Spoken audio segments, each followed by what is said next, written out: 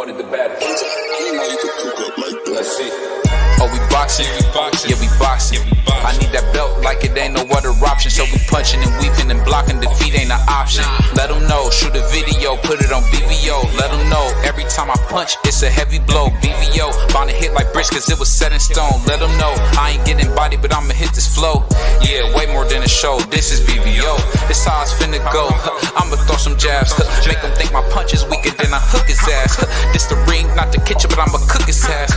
Me and him, that's the pro versus the rookie class. All my life I had to fight, but I still love it.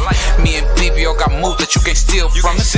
And these haters be throwing shots, but I don't feel nothing. I ain't gonna lie, shit, they alright, but we a little rough. Stepping for the title and face your rival, this ain't no little tussle. Bet I be no bird, being chicken to get your feathers ruffled. Footwork, I'm dancing around my opponent like the Cupid shuffle. Good work, bodies hit the flow, that can't move a muscle. The upside is we ain't in the streets shooting and shooting up. Catch me in the ring, sticking, moving and suited up. I know everybody can eat, but I ain't full enough. Oh, you said it's smoking some beef, I guess I'm pulling up. Oh, we boxing, yeah, we boxing. I need that belt like it ain't no other option. So we punching and weeping and blocking, defeat ain't an option. Let them know, shoot a video, put it on BVO. Let them know, every time I punch, it's a heavy blow. BVO, bound to hit like bricks cause it was set in stone. Let them know, I ain't getting body, but I'ma hit this flow. Yeah, way more than a show, this is BVO. Yo, what's up? It's your boy BVO Boxing, man. And it's your boy, the Puerto Rican Prince in the house, D Free. What's going on, man? How you feeling, man? I'm good. What's good? Oh, we had a little technical difficulties, but, like the title said, man, a lot of people are excited about this fight. We got, former unified champion, Devin, the American Dream, Haney, going up against, some people say reminds them of the great Sugar Ray Leonard, King Ryan Garcia. So it's exciting, man. I'm excited to see both these young guys fight. I don't know how it's gonna turn out, but I'm definitely excited, man. What about you, man? Salute to my man Josh Sanders, Shelton, my man Marky Dan pulling it through. Yeah, I mean it's fight week. I don't know nothing about Ryan Garcia. Remind me no daggone Sugar Ray Leonard, but it's a good fight. It's a good fight, but we gotta. I mean, I'm not too thrilled about the undercard because they just threw this together 2 weeks out from the fight, and it's pretty much ain't nothing appealing about the undercard at all. Especially when you got Virgil Ortiz and Jose Ramirez main eventing and co-main eventing the fight the following week. You could have had these two guys on this daggone undercard to make this a major pay-per-view. Like Oscar was saying, this is supposed to be the biggest pay-per-view of the year. He could have very well possibly got it to be, if not the major pay-per-view, close to it with those 3 fights on here. You have Virgil Ortiz fighting whoever he's fighting, and then you had Jose Ramirez fighting who he's fighting, and then you got Ryan and Devin. That's a good ass card right there. But I mean, Oscar, I think they really dropped the ball on this promotion. They really dropped the ball on this promotion for this fight. Yeah, I mean, and you got, you got Ryan getting ready to go in there with a former unified champion at lightweight. Undisputed, bro. Undisputed. BVO, stop that, man. Undisputed champion, bro. Undisputed. No, stop. What are you talking about, man? Salute to my man Sheldon in the house, man. My brother. Hey, undisputed, bro. Salute to my man. Salute to my guy, Marky Dan. Hey, I'll just say this, man. I think it's a good fight. I'm fully expecting Ryan to go in here and prove the world wrong, man, because it happens all the time. A lot of people didn't give Roberto Duran a lot of credit when he went and fought Sugar Ray Leonard after he took a couple fights, but I think this is going to be another event of the guy that we all know who's special. And like I said, a lot of people say, just like in the title, a lot of people say when they see Ryan Garcia skill-wise and attribute-wise that he reminds them a lot of Sugar Ray Leonard. So I just don't see Paulo Malignaggi beating Sugar Ray Leonard, but that's just me. What you brothers Hey, think? D Free. What kind of motherfucking libraries they got in Cleveland, man? Where's this nigga getting his history from? What are you talking about, man? Motherfuckers gave You ever Durant. seen you ever seen Motherfuckers gave Shelton? Durant. Motherfuckers gave I need Durant all the credit for beating Sugar Ray Leonard. No, All I the said credit. when he was. Shelton. I said when he was. Shelton, Now you ever listen. seen the Twilight? You ever seen the Twilight Zone with that motherfucker with the glasses who's always reading, and then Yeah, if a yeah. bomb gets dropped on the whole place, that's where I need BVO to read find his That's it. out. book at. I need to Hey, find Mark. Yeah, out. that's BVO. That's Hold where he on, read hold his on one book second. at. Hold on one second. Mark and Sheldon. I know y'all like to cuss. Give me a break till we get past a certain I mark, man. Y'all can't apologize. come here cussing like that. Yeah, I got you. I got you. But But you no, gotta what I'm stop coming with the. You got to I stop need to. coming with the weirdo facts, though, bro. That shit just no, I I need to just said find irritates. out. no. What I I need to said. find out who that guy is, who those people are that keep saying that Ryan Garcia remind them of Sugar Ray Leonard because BBO keeps saying those people. Some of Yeah, those who people are say those that. people? Where they I at? need Are to they in find the out. chat? Where they at? They in the I need to chat. find. I mean, I'll read you what people say all the time. They say, hold on,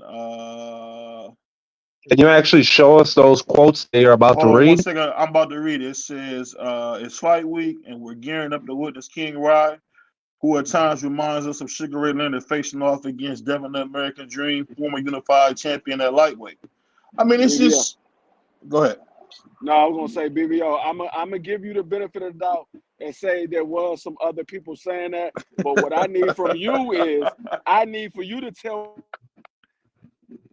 Go ahead. They My deep man. cut out. Yeah, my Yeah. brother Oh, D my free bad. cut off. No. I said I'll give you the benefit of the doubt that there is some people that saying that, but I need you to tell me who they are so I can call them out on their BS. Because if anybody say that Ryan Garcia remind them of a young Sugar Ray Leonard, I need to find out who they are because they staining my man Sugar Ray whole legacy by saying that. You staining his legacy by saying that. Oh, And I that's need to find cold. out what kind of weed they smoking so they can send me some. You cold blooded. He says the voices and Marky That's that Don's stuff head dipped in telling him. formaldehyde. That's what they sherm. That's what that is. Hey, That ain't no it's just regular funny. stuff. It's just funny because I think people are really doubting Ryan. And I'm just saying it was people that was doubting, they were doubting Durant when he went into there with Leonard because he came from lightweight. And he had a couple fights, but when he was victorious, they said, wow, this guy's special. I think this is gonna be Ryan's Brother Durant moment where he's gonna be able to say, you know what, they doubted me, they said I couldn't do it. Now look at me. What? And I Let think me ask you a question, BVO. What range do you think Ryan Garcia will have any, if at all, success at? Long um range, mid range, on the inside? Because at the very least, with Duran, when he was coming up, I think it was agreed by everybody Sugar would have problems with a rough customer like him on the inside. I don't see Ryan dominating no range of this fight. From long range, Dev is going to be, oh my God, with his jab and those straight rights. If he tries to come inside and enter the mid range, he's going to get countered all night. And then on the inside, Dev is just going to top up. And it's going to be rinse, wash, repeat. well And I think maybe, just maybe, Ryan can land that lucky left hook. But how you see it going, BBO? well I really want to get your breakdown. I'll say this. There's no such thing as a lucky shot in boxing. Any shot that lands is a great shot. So there's no such thing You're as not right. throwing a You're lucky right. shot. That's You're not right. true. That's But let not me true at all. but That's let me not say true at all. well let me say this, brother Free. I think the Cause thing that I, I seen dudes throw shots with their eyes closed. That's a lucky shot. the shot that lands is never a lucky shot. It's due hard preparation and great timing. But I say this: what I think, and this is the thing I think you guys are missing. When he fought Oscar Delorme, I think that was his name. Uh, the thing that Duarte. Ryan Duarte. Duarte, my mistake, Duarte. The thing I think you guys are forgetting is that Ryan showed us a different type of movement that we hadn't seen with him, where he kind of showed us a little bit better, a better set of feet. And I think if Ryan can use his feet like he did against Oscar, I think it'll be able to kind of confuse Dev a little bit. And maybe if he can use that new right jab that we seen in that fight, because I seen a lot of improvements when he fought Oscar, that guy Oscar. And I think if he can keep that movement side to side like he was doing, and maybe implement that shoulder roll, that James Toney shoulder roll. A lot of people don't know who James Toney is, but if he can implement that James shoulder roll, I think he has an opportunity to really make some noise. And we're talking about a guy who has the inferior trainer. There's nobody on the planet. Hold on, let me finish. I'm gonna let y'all go. I'm done after this. There's nobody on the planet that'll tell you Bill Haney, salute to Bill Haney, is anywhere near as good a trainer as my guy, DJ Derrick James. I don't think nobody will tell you that, who had a unified champion and a former reigning, defending, undisputed champion at 154. So let's not forget the corner does matter. But go ahead, y'all. Well, I'll say this, bro. If he tries that shoulder roll, he tried to Duarte on Haney, he get knocked out. Number one. He gonna get knocked out. Number two, Bill Haney has trained an undisputed champion. So I don't really, James been taking L's left and right here. So he may, I always say this, man, the trainer is only as good as the product he has to work with. And I think Bill Haney has a better product to work with than Derrick James has. Yeah. I'm gonna say this. I don't know if Devin Haney gonna be confused or surprised by Ryan's new movement, but I tell you this: if Ryan go in there and try that shoulder roll, the whole world is gonna be confused. They're not gonna know if he's having a stroke or if he's actually trying to fight, because that's what it looked like he was doing the last time. He looked like he was having a stroke or back spasms or something. I don't know what it was, because his body was turning an awkward form, and it didn't look like a shoulder roll. It looked like he was really trying to run, but his legs wouldn't let him run. But what you have to realize is, like Shelton said, Bill Haney has trained a undisputed fighter, and the difference between Derrick James and Bill Haney is his undisputed fighter has been with him since day one. Ryan Garcia, this is only his second fight with Derrick James, so there's not the chemistry that's between Bill and his son is not the same chemistry that's between Derrick and Ryan. It's two different chemistries. I'll just say this, and I'll ask you guys this. I mean, when we're talking about a really, really disciplined fighter and former unified champion Devin Haney, I think he's a he can stick to a game plan, and I think that'll work against him, because we know when Ryan came with that James Toney shoulder roll, or some would say that Mayweather defense, it kind of changed the fight for the better. I think that plus what we seen with that movement, I don't think you guys remember that movement kind of had Oscar confused. If he can use his feet better, I think he has a great opportunity to really that movement had Ryan confused, BVO. No, Ryan didn't know which way to turn, which way to run. He was just running. I don't know, but sometimes I think BVO be drinking and watching these fights. He be drinking. And and by the time the main event starts, he's drunk. It's so funny. When it's a fighter that you like, it's not running. But when I say it's movement with a fighter, oh no, that's not movement. He was running. No, Devin Haney runs. Shakur Stevenson runs. We've never seen Ryan run. We've seen Ryan using movement. Using movement is not running. Devin Haney ran to the undisputed title. I know that much. Well, he took the easiest route we ever seen to the. He took the route that was available. Hold on, man. This is all I can say to that, man. You remind me of one of my favorite scenes, man. Stop. I don't like that shit. For sure, bro. I don't like that shit. I just don't like it, man. Because at the end of the day, you don't have to like it. You don't have to like it. You have to understand that it's facts. You have to respect it. You have to like it. It's the truth. Well, let me ask you this: How do you see a guy who's very limited like Devin Haney be able to beat Ryan? Ryan is limited. Ryan is limited. Why do you do this, bro? You are really just like making stuff up, Mark. Nobody has. Devin Haney has the feet. He has the jab. He has the straight right hand. All Ryan Garcia has is that left hook. Some janky ass shoulder roll he tried to pull out from nothing. Where were you at? Ryan will get dogged by. Ryan gets stopped by Lomachenko in 6 rounds. What are you talking about? Stop the mess. See, that's how I know. That's how I know you be sleep at the wheel. At the end of the We day, know he we gets. seen We know he we gets seen stopped by the Man, other you'll be 35. drunk at We the know he wheel. gets stopped. We know he gets what? stopped by the other 35-pounder in 8 rounds. We do know that. We know that Lomachenko won that Seven. fight. That was a That was robbery. 7 rounds. Was it 7 rounds? Yeah, it was Marky 7. Dan? Yep. Yeah, I We think it know was he gets 7. stopped by the other 35-pounder in 7 rounds. We know that. Well, you talking about a very great fighter, a guy who might make the Hall of Fame one day. That's a different thing you're talking about.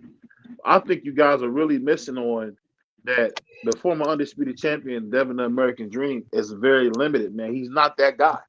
He doesn't have the Okay. power. And Well, you know what? We'll find out Saturday. It's just how we end this, because you're gonna keep going back and forth. We'll find out Saturday night.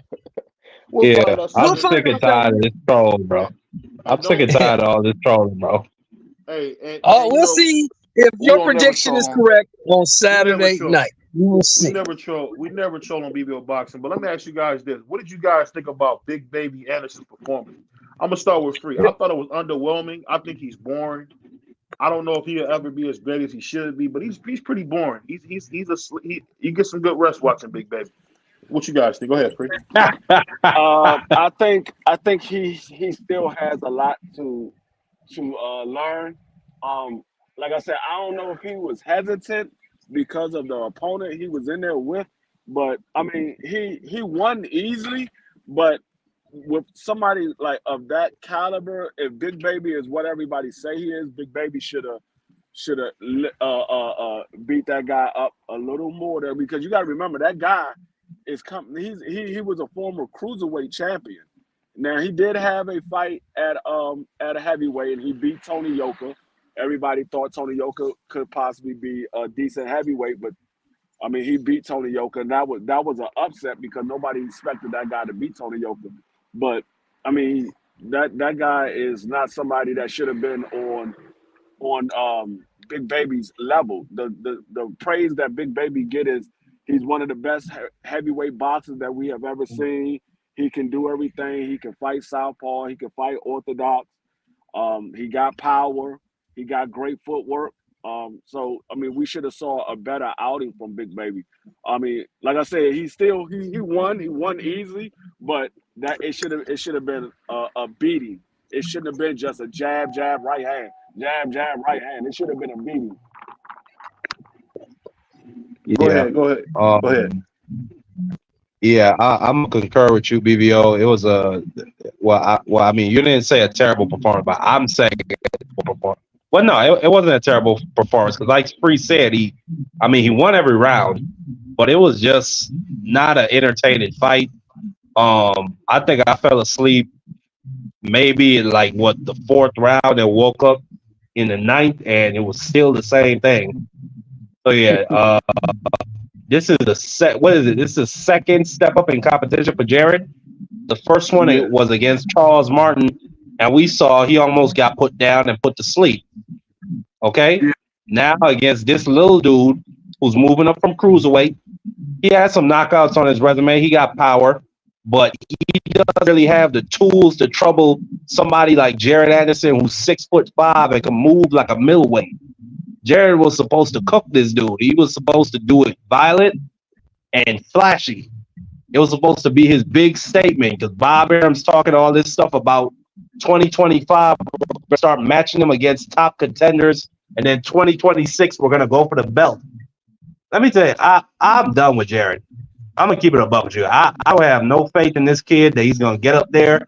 I don't think he has faith in himself that he's going to get up there. I think whether it's something from outside the ring or whether he gets put to sleep inside the ring, it's going to be one of the two. One of the two is going to knock him out of that heavyweight race. And, I don't look forward to seeing it coming because I was rooting for the kid at one point, but nah, man, I just don't think he's the goods. Go ahead, Shelton. Well, you got to remember, this guy's a 15-fight fighter fighting a guy who did not want to engage. That guy's whole solitary mission Saturday night was not to get knocked out. And he had enough boxing savvy and smarts in the ring to make sure that didn't happen.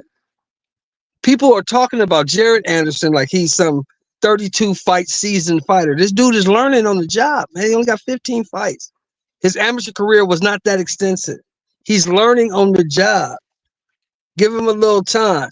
You know, he won every round. He gave him a test. He passed the test. He won every round against a guy who clearly did not want to engage with him. And that dude made sure he was not going to get stopped. What about and did everything Hergovich? possible. But Hergovich is the same. but all I saw him. What you think about But that? all I saw him doing show was my bad, BVO. Go ahead. What I'm saying is him and Hergovich are around the same age. You don't say this stuff about Hergovich. I tell you, Hergovich is trash. Hergovich is a fucking bum. Hergovich got the shit beat out of him by Big Bang Zhang, and they stole the fight from Zhang. I have no confidence or respect or anything for Hergovich. I can't wait till somebody knocks his block off. He's all I saw that guy really doing, Sheldon, was just standing in a guard and not throwing nothing. Like, I still feel like Jared should have been it. Like, it's not like a thing with Shakur Stevenson and Edwin De Los Santos where every time De Los Santos tried to get close, Shakur Stevenson would take a step back out of range. That nigga Big Baby was just doing the same shit all night. Like Free said. Jab, probe, and then right hand. You ever heard this saying, Marky Dan? If it ain't broke, don't fix it. No, what I saw from Big Baby was somebody with a low ring IQ. Because I saw that fight and I watched it twice. I went back and watched it again after it was over, even though it was boring. Right. And I wanted to see what did he do that he could have changed. And what I saw, and I didn't pay attention to it until I saw it the second time. That man did not go downstairs now one time. He didn't go downstairs now one time. Facts. That man is sitting in the high guard. You bring his guard down. Go to the body. Bring that guard down. Well, he notoriously doesn't throw body punches. That's not true, but the last dude he just fought, he broke him down to the body. But we really hadn't seen him. I'm saying that's not something that you consistently see with Jared. Usually it depends on the guy he's fighting. Jared's gonna give him a different look. I think his problem is he fights too much like a little guy, and he's just too big to fight that way. And I think exactly like Brother Sheldon said, if he keep fighting like this, man, somebody's gonna beat him to death. I don't think he can beat a guy like Hergovich. I think Hergovich will come in there and put him to sleep. He'll beat Hergovich. He'll beat Hergovich. Hold on. Hergovich beat Big Bang Zhang, man. Stop. No, but I don't care if hold up. I don't care if he beat Big Bang Zhang. I don't care if he beat Tyson Fury.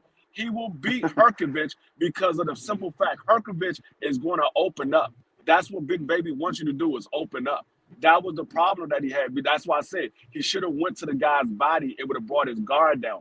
Big Baby wants you to open up. He's a much faster puncher than Hergovich. He got better footwork. He got better range and punches than Hergovich. He want him to open up so he can hit him with different angles. Hergovich would not see those punches coming. He will beat Hergovich easy. You think he'll beat Hergovich? Easy. Hold on. You think he'll beat Hergovich? But Hergovich is about to fight Daniel Dubois. He beat Big Zhang to death in a controversial decision. No, but I don't care who he's about to fight and who he beat. That is not going to change the fact that I think that Big Baby will beat Hergovich easy. You telling me who he fought and who's he about to fight? That doesn't change anything. I think Big Baby will get put to sleep by Hergovich. Matter of fact, Free. Like, I agree with you. Big Baby probably has more. I respect that. I agree with you. Big Baby probably has more tools, but for one thing, that flaw where Anderson keeps planting his feet and pulling back, somebody that throws good straight punches like a Hergovich and punches really hard like a Hergovich, he gonna put him to sleep. Did y'all pay attention to Hergovich when he fought Zhang? Did y'all pay attention? Yep. Matter of fact, that's another reason why I think Hergovich could beat Jared. Jared would not be showing that type of heart against Zhang. Jared would just fly down.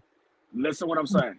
When Hergovich fought Zhang, the one thing that I saw in that fight that was clearly in that fight that shows me that Big Baby would definitely beat Hergovich if not stop him. Hergovich got tired in that fight. He was gassed out. That man was holding for dear life the second half of that fight. That man was gassed out that second half. Big Zhang, he was gassed out as well. So just because he beat Zhang, which a lot of people believe he lost that fight, it's not a guarantee that Zhang Big Baby neither. I thought Big Baby was gassed out in that Charles Martin fight, free. So He it's was just on a thing E of in it's that just a Charles thing of Martin with Big fight. Baby. He ain't been. He might have been gassed out against Martin, but the difference between Martin and Herkovich and Zane, Martin moves much more than those guys do. So he's going to cause Big Baby to have to move. Those guys don't move like Martin moves. They don't move around the ring. They stand right there in front of you and just throw punches. They don't move around the ring. I Well, mean, I don't know enough. Yeah, if you look at I'm the, gonna if go you look for at the, my bad, Mark. I think when you look at the competition standpoint, I don't know how you could even compare it. I mean, Herkovich is fighting killers. Like Herkovich he fought one person that's notable. Who has Big Baby for? No, he beat Charles Martin. What are you talking about? Charles Martin became a Bro, Charles Martin. We've been clouded Charles Martin for damn near 8 years after he got knocked out in the second round by Anthony Joshua. What I'm saying, the guy tear his ACL fighting him. You remember that? Listen, what I'm saying. And then he got put beat to. Oh my God, he got beat silly in the fight before that against Luis Ortiz. That has nothing to do with anything. That has nothing to do with anything. He said, "Who has he beat?" Charles Martin is a seasoned veteran who knows how to survive in a fight. He's a seasoned veteran. It is what it is. Well, whether you think Charles Martin is great or not, he's still a seasoned veteran. Big Zane ain't a bigger name than Charles Martin. So you said, who has he fought? He's not a bigger name than Charles Martin. Charles Martin is a name? You know he got his title from a guy tearing his knee up in the fight. Listen what I'm saying. Charles Martin is a bigger name than Zane is. He's a bigger name than Zane. Not at this point, Free. I don't think so. At this point, I'm talking about if you ask people who Charles Martin is, they know who Charles Martin is. Charles Martin was the reason why daggone AJ ended up getting 3 belts. He was the reason why AJ got 3 belts because Charles Martin was the other champion. Big Zane ain't never been a champion. Yeah, he's still trying to get there, boy. I don't know, but that's back when the division was soft. That's back when Fury scattered around them belts. I can't really judge Charles Martin as a champion, especially when you look at how he got put down by AJ and then Luis Ortiz most recently. So it's just when I look at him, that's AJ. But it's also the way how you get beat down. He didn't even put up no fight. That's my thing with him. Yeah, he was there for a paycheck. No, he was there to get in and get out. Paycheck or not, or that was AJ when AJ was a killer at that time. This was AJ before he got beat. This wasn't the AJ after he lost to Andy Luiz. This was before that. AJ was a killer at that time. You think he's back to that? I think AJ really showed a lot this last fight. What you think? Is he back to the old AJ? It's possible. It's possible. Go ahead. It's possible, but I think in terms of their mindsets, I don't think that he's as arrogant anymore. I think now he knows for a fact that he's human, the same as everybody else, and he could be put down. So I think his mindset is probably different. And I think working with Ben Davidson has really helped him. But back to this Herkovich situation. This Herkovich, no, he is not that good at all. Not Herkovich? That good at all. No. You sure? I'm 100% positive. If they put Big Baby in there, put your money on Herkovich. I guarantee you lose. I would definitely put money on Herkovich over Big Baby. And I guarantee you lose. Herkovich is about to fight Daniel Dubois. You know he's about to fight Daniel Dubois next, right? No, you act like Daniel Dubois is a world beater. We just saw he beat Usyk. He beat Usyk. Where was you at? He beat who? He beat Usyk in that body. No, he did not. He stopped. He quit. He quit. I don't know, Free. He almost had Usyk shitting up inside that ring, man. That was whether he then it was raining. That shit was crazy. They didn't even draw the roof in the arena. It was raining, and the mat was slick. Free. Listen what I'm saying. Whether he almost had him or whether y'all believe he should have won, the point of the matter is He quit when they started the fight back up after they gave Usyk the daggone 5-minute break because they said it was a low blow. They started the fight back up. He quit. It's not I'll, like Usyk was the only one that got a rest. He got a rest too. I'll say this though. No, no doubt, no doubt. I agree with you Yeah, saying, but you know he what? could have built on that body shot later down the line in the fight. I ain't saying that free. I just have my opinion around that decision. That's all. No, I feel like like I he said, could have been I He tapped. agree almost had a with you. But guy champion.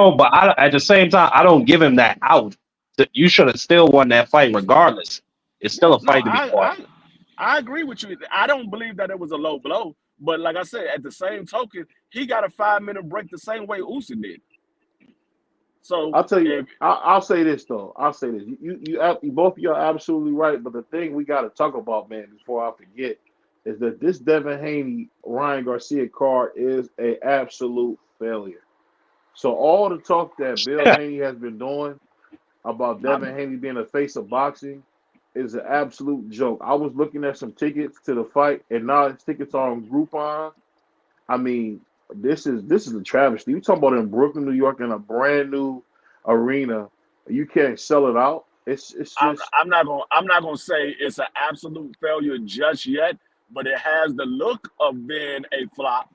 I'm not gonna say it just yet that's not because halfway sold free, and no, it's a week listen what less than a week listen what I'm away. saying. Listen what I'm saying. I'm not. I understand that because they raised. I mean, the prices for those tickets are ridiculous. So I don't expect nobody going in there buying those daggone tickets. What I'm talking about is the pay-per-view. If they still can somehow do 700,000 or 800,000 on the pay-per-view, and I'm not. I mean, that's not a failure. Whether they sold out the arena or not, the 700,000, 800,000 pay-per-view buys, that's not a failure. Not only that, I mean, if you want to attribute the failure of the the ticket sales, I mean, blame Ryan. Like, I don't know why people like to lay that stuff at Devin Haney's feet. This Devin Haney man is hasn't out promoted the talking fight at about all. get high. Excuse me?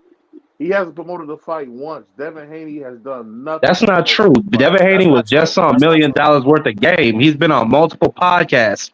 He's just not acting like a crackhead like Ryan Garcia. That's the only difference. Whoa. Now you talking about a former super champion at 135 is a drug addict A now? Are we former who serious? champion? What you just He's said? What? the former silver WBC Oh, champion I at thought you No, said 135. super champ. I said silver. Hold up. You're not going to sit here and act like silver is an accolade, and then you keep telling me we don't count the secondary belt when it comes to Tank Davis. You're not going to do that. You're not going to do that Oh, at all. oh, You're not going to do that at oh, all. Here we go. oh Free. dear. I think the funny thing is, even, and I gotta say this just from a YouTube perspective, I notice whenever we talk about Ryan Garcia, whenever we talk about Devin Haney on his own, it does nothing. Nobody's interested in this kid.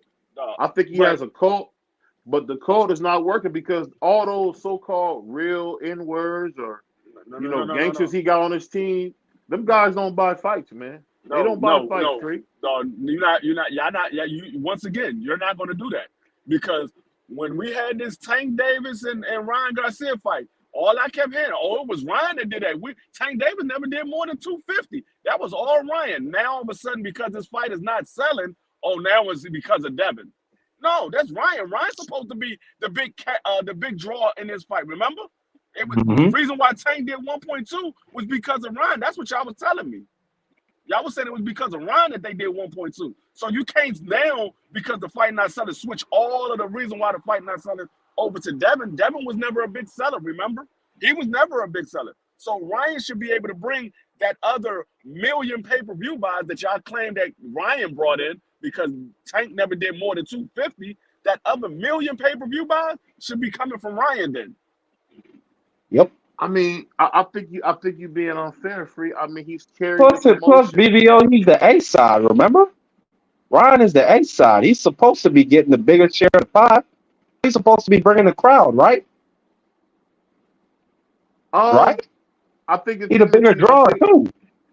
This is the thing. That's all to be true, but you need a dance partner, man. And I think Devin Haney is shown to be an awful dance partner.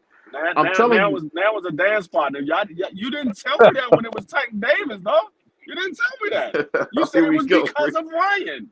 You said it was We know because of Ryan. we know it's because of Ryan, but let's not forget Tank did bring about 200,000 fans. That's the Okay, thing you guys are 300,000. So missing. that mean Ryan brought the other 9. He brought the other 9. Of course, if everything you say is correct. So Devin brings 150. He can still bring his 9. That should be 1 million pay-per-views.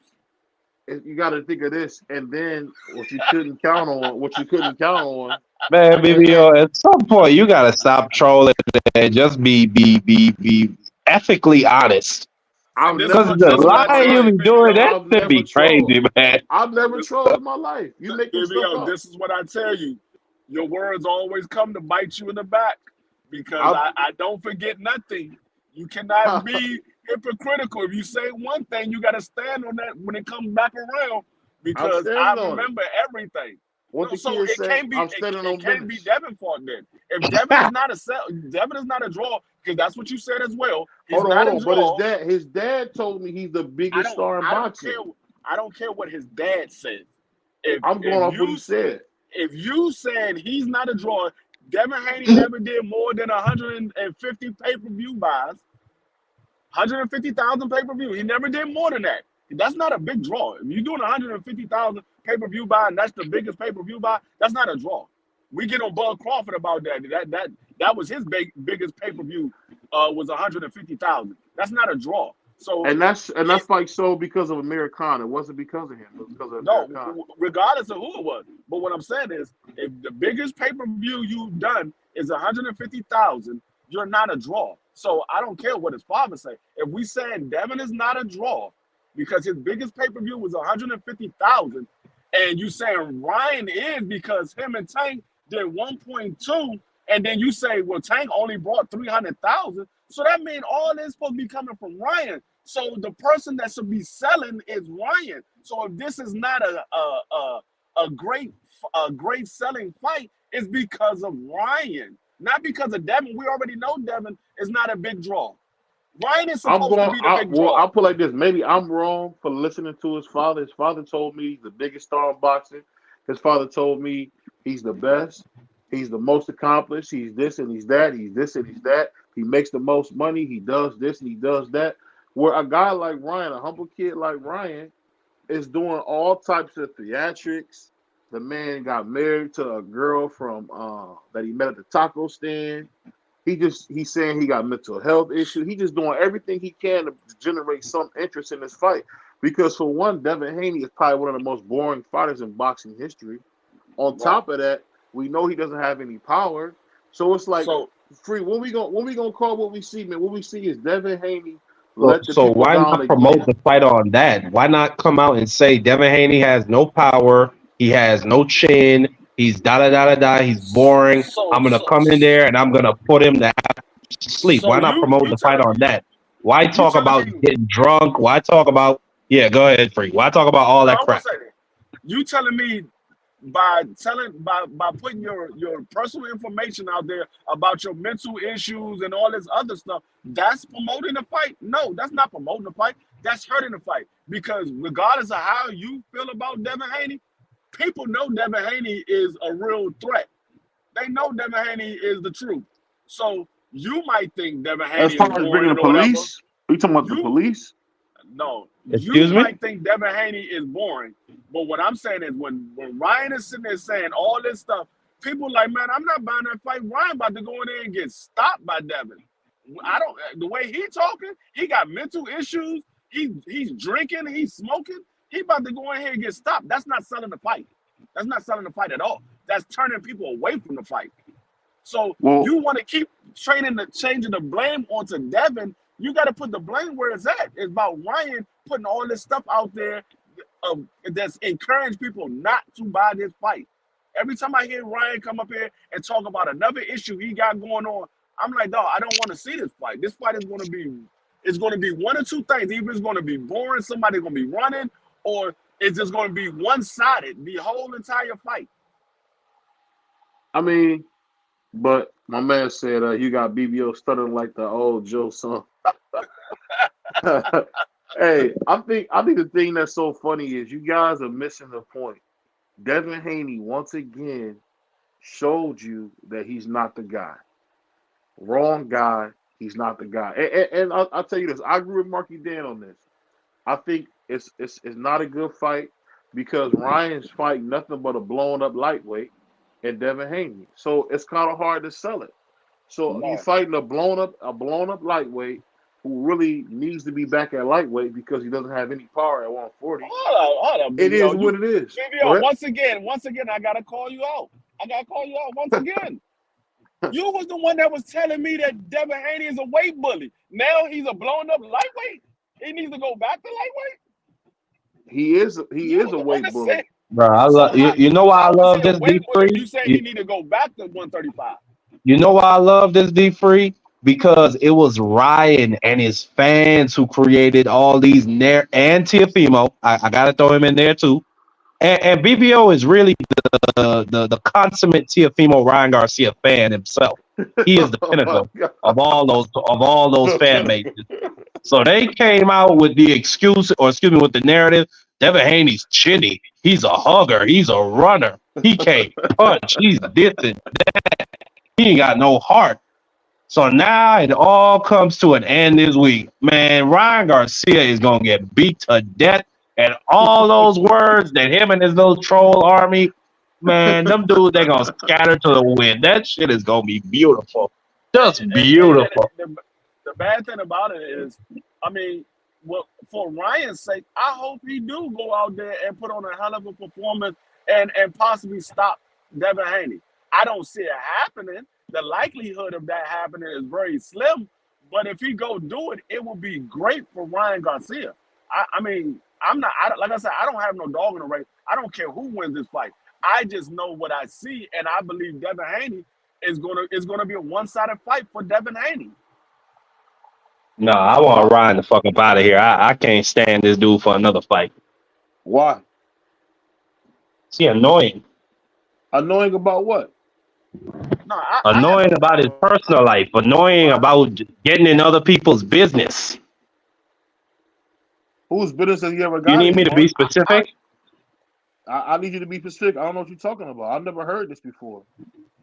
Okay, well, him coming out and basically airing out Derek James's business with Earl Spence. I know we all saw that. When was that? That was Saturday or whenever. Yeah, So I mean, that's we didn't one get a chance thing. to talk about that. What do you think about all that? I mean, airing out his wife and his child. I mean, just an hour after she had a child. I mean, that was crazy, BBO. And you will never forgive that, would yeah. you, man? Mark, No, that's something that shows me that man's character. That's something I'm gonna point to whenever somebody asks me something about Ryan. I'm gonna point to that moment because that's crazy, BBO. I don't care what nobody says. But anyway, yeah, I don't like him. He's annoying. I hope that Devin Haney cleans him up and gets him the fuck up out of here. So what happens when he gets stopped?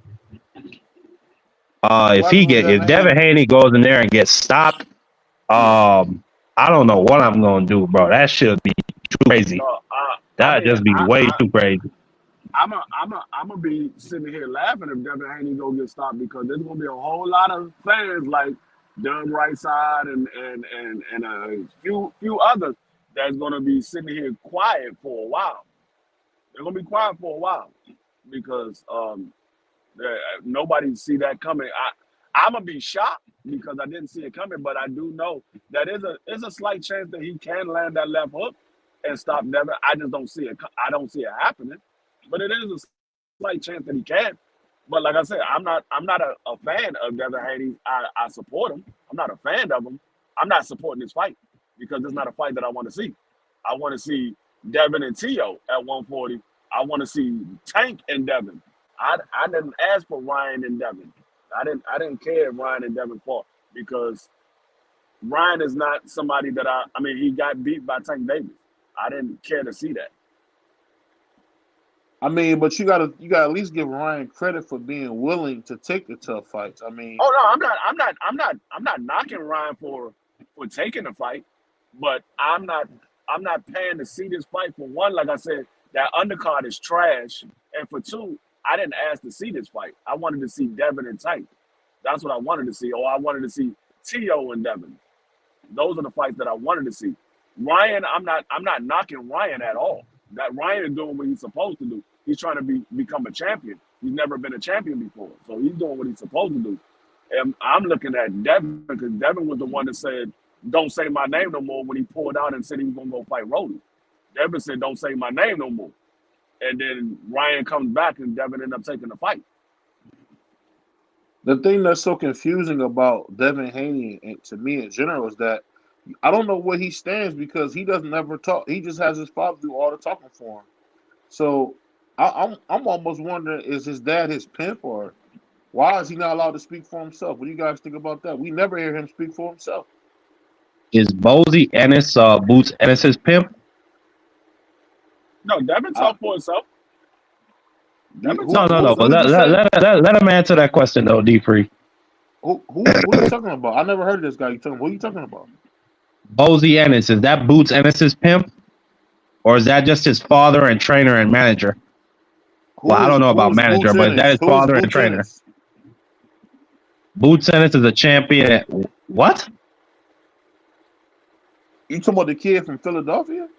Yes. Boots, nigga, Jerron Ennis. You know who Dude, Boots bro, I is. can't do this with this man. Boots Boots Ennis at 147. You know who? You know who okay. Boots is. The guy who was calling guys out. He know he can't fight. Oh, okay. I know you're talking about now. My mistake. Yeah. You went out of your way to call. Are you gonna answer the question? That's the point. Are you gonna answer the question? Yeah. Because I just noticed when it comes to black men, to you, BVO, they're felons, they're criminals, they're drug dealers. Stop! I've never. No, that's all that, brother. So let's find out. Is Bozy Ennis a pimp? Is he a pimp too? We're not gonna say that. Salute the Bozy Ennis. We're not gonna say that. I don't know where you're getting this. This is like talking points you making up. I got it from you. What you mean? Have you said that about T.O. when his father be talking for him? Who? T.O. female? The undisputed champion? Favorite fighter. Your favorite fighter. My favorite fighter is Floyd Mayweather. And Jamel Charlo. Wow, you change your favorite fighter every week. When we talking about when T.O. father is talking for him, do you say that about T.O.? Why is his father talking for? Why he don't talk for himself? Are you saying that then? Usually T.O. talks for himself. So do Devin. Devin talks for himself. When?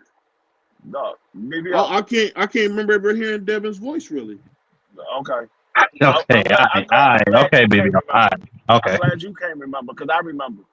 So since you don't remember, we're gonna leave it the way it is because I remember. Well, let me ask you guys this. So, do you think that Jerron Ennis signing with the Zone is going to be good for his career, or is it going to be the same of what we already been seeing, him just really fight nobody? What do you guys think? I think it's good for his career because he gets money and he gets activity through 2024. Not only that, I like the fact that Eddie Hearn has basically made a huge statement saying that Boots Ennis will be undisputed at 147 by the end of 2024. I don't know if that was the exact quote, but that's what he said. So hopefully that means he'll be willing to go out there and offer Crawford what he's looking for to make that fight. I ain't got my breath. I'm not holding my breath on that, but I'm just saying that could happen. So, no, I don't think it's bad for Boots' career. I mean, for all we know, after the 3 fights, I mean, he could just fight 3 Euro bums and then go back to PBC for a Tinzu or whoever they have. But no, it's not bad. I'm gonna say this: it's not a bad fight for Boots if he get the fight that he wants and the fight that the fans want to see. That's not a bad move. And for you to say he fought a bunch of nobodies, those guys that Boots was fighting at the time, Boots was a nobody when he was fighting those guys. So for you to say he was fighting a bunch of nobody, he was a nobody as well. He didn't get hot until the last couple of years. Boots started getting hot the last couple of years. Very true. He was also a nobody. So he was fighting exactly who he was supposed to be fighting. And those same nobodies that you say he was fighting, Bud Crawford fought him and EJ fought him. I mean, well, let me ask you this: how high are you on Errol Spence? Are you still pretty high on Errol Spence? No, I did. I just said two guys. I didn't Oh, say I'm just asking you. Earl Spence. I'm asking you. I'm saying, I'm are you still. I'm still still. pretty high on it? Yeah, I'm still high on Earl Spence. Just because you got one loss, that don't take nothing away. Uh, yeah, I'm still high on him if he could get to a good place. You know what I'm saying? I don't want him to go right into like a Fedora fight with any of them top guys. I want him to get a tune up and get himself right first.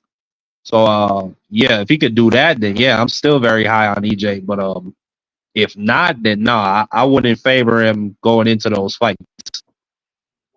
What you think about this crush, man? You know the game. What you think is? What you think? You think Salute, Crush. Boots? You think Boots will be able to do something over there at the zone, or he's gonna be the new Demetrius Andrade? What do you think? Salute to everybody on the panel. That's a good question, man. I've been thinking about that for the past few days, because since the since it's been mentioning him going over the Matchroom, I'm like, I don't know, because it's not really a lot of guys over there, especially for him at his weight class.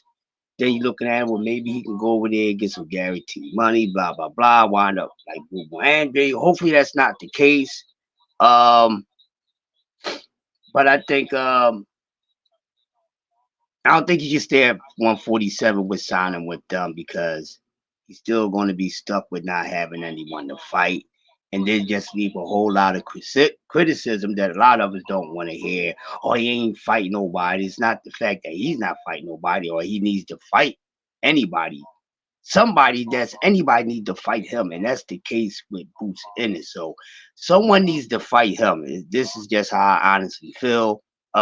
We know the man went to smoke or whatever, but he's in a situation to whereas he's stuck. And then 147 right now, to be honest, people is not really anything there anyhow. So hopefully he moves up to 154, and I think him signing over the Matchroom, they have more to offer him, and maybe a few opponents that we'll be happy about it, satisfied with at 154.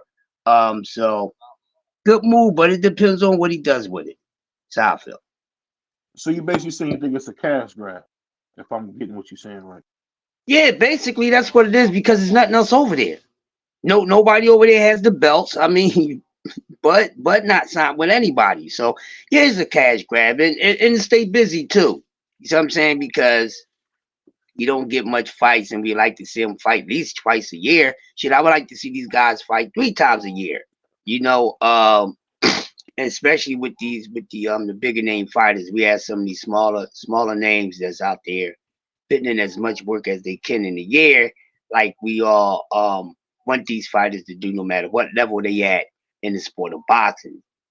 Stay busy, get busy. Let us know what the fuck you really are, instead of every once in a while we got to hear the violin music until we hear and see something. So, with that being said, of course, it's a money grab. So, yeah, good business move for him.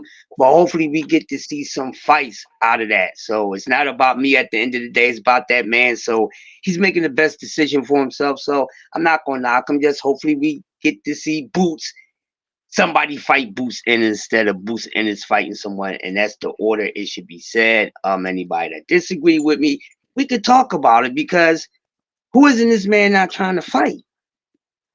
So someone that's of any value, whoever the fuck they may be, need to get in the ring and see if they can calm this young beast down. I think a lot of these guys that can get in the ring with him between what's left at 47 and at 54 really don't want to be bothered with that man. It's been the same thing for the past 3 or 4 years when we first heard about him.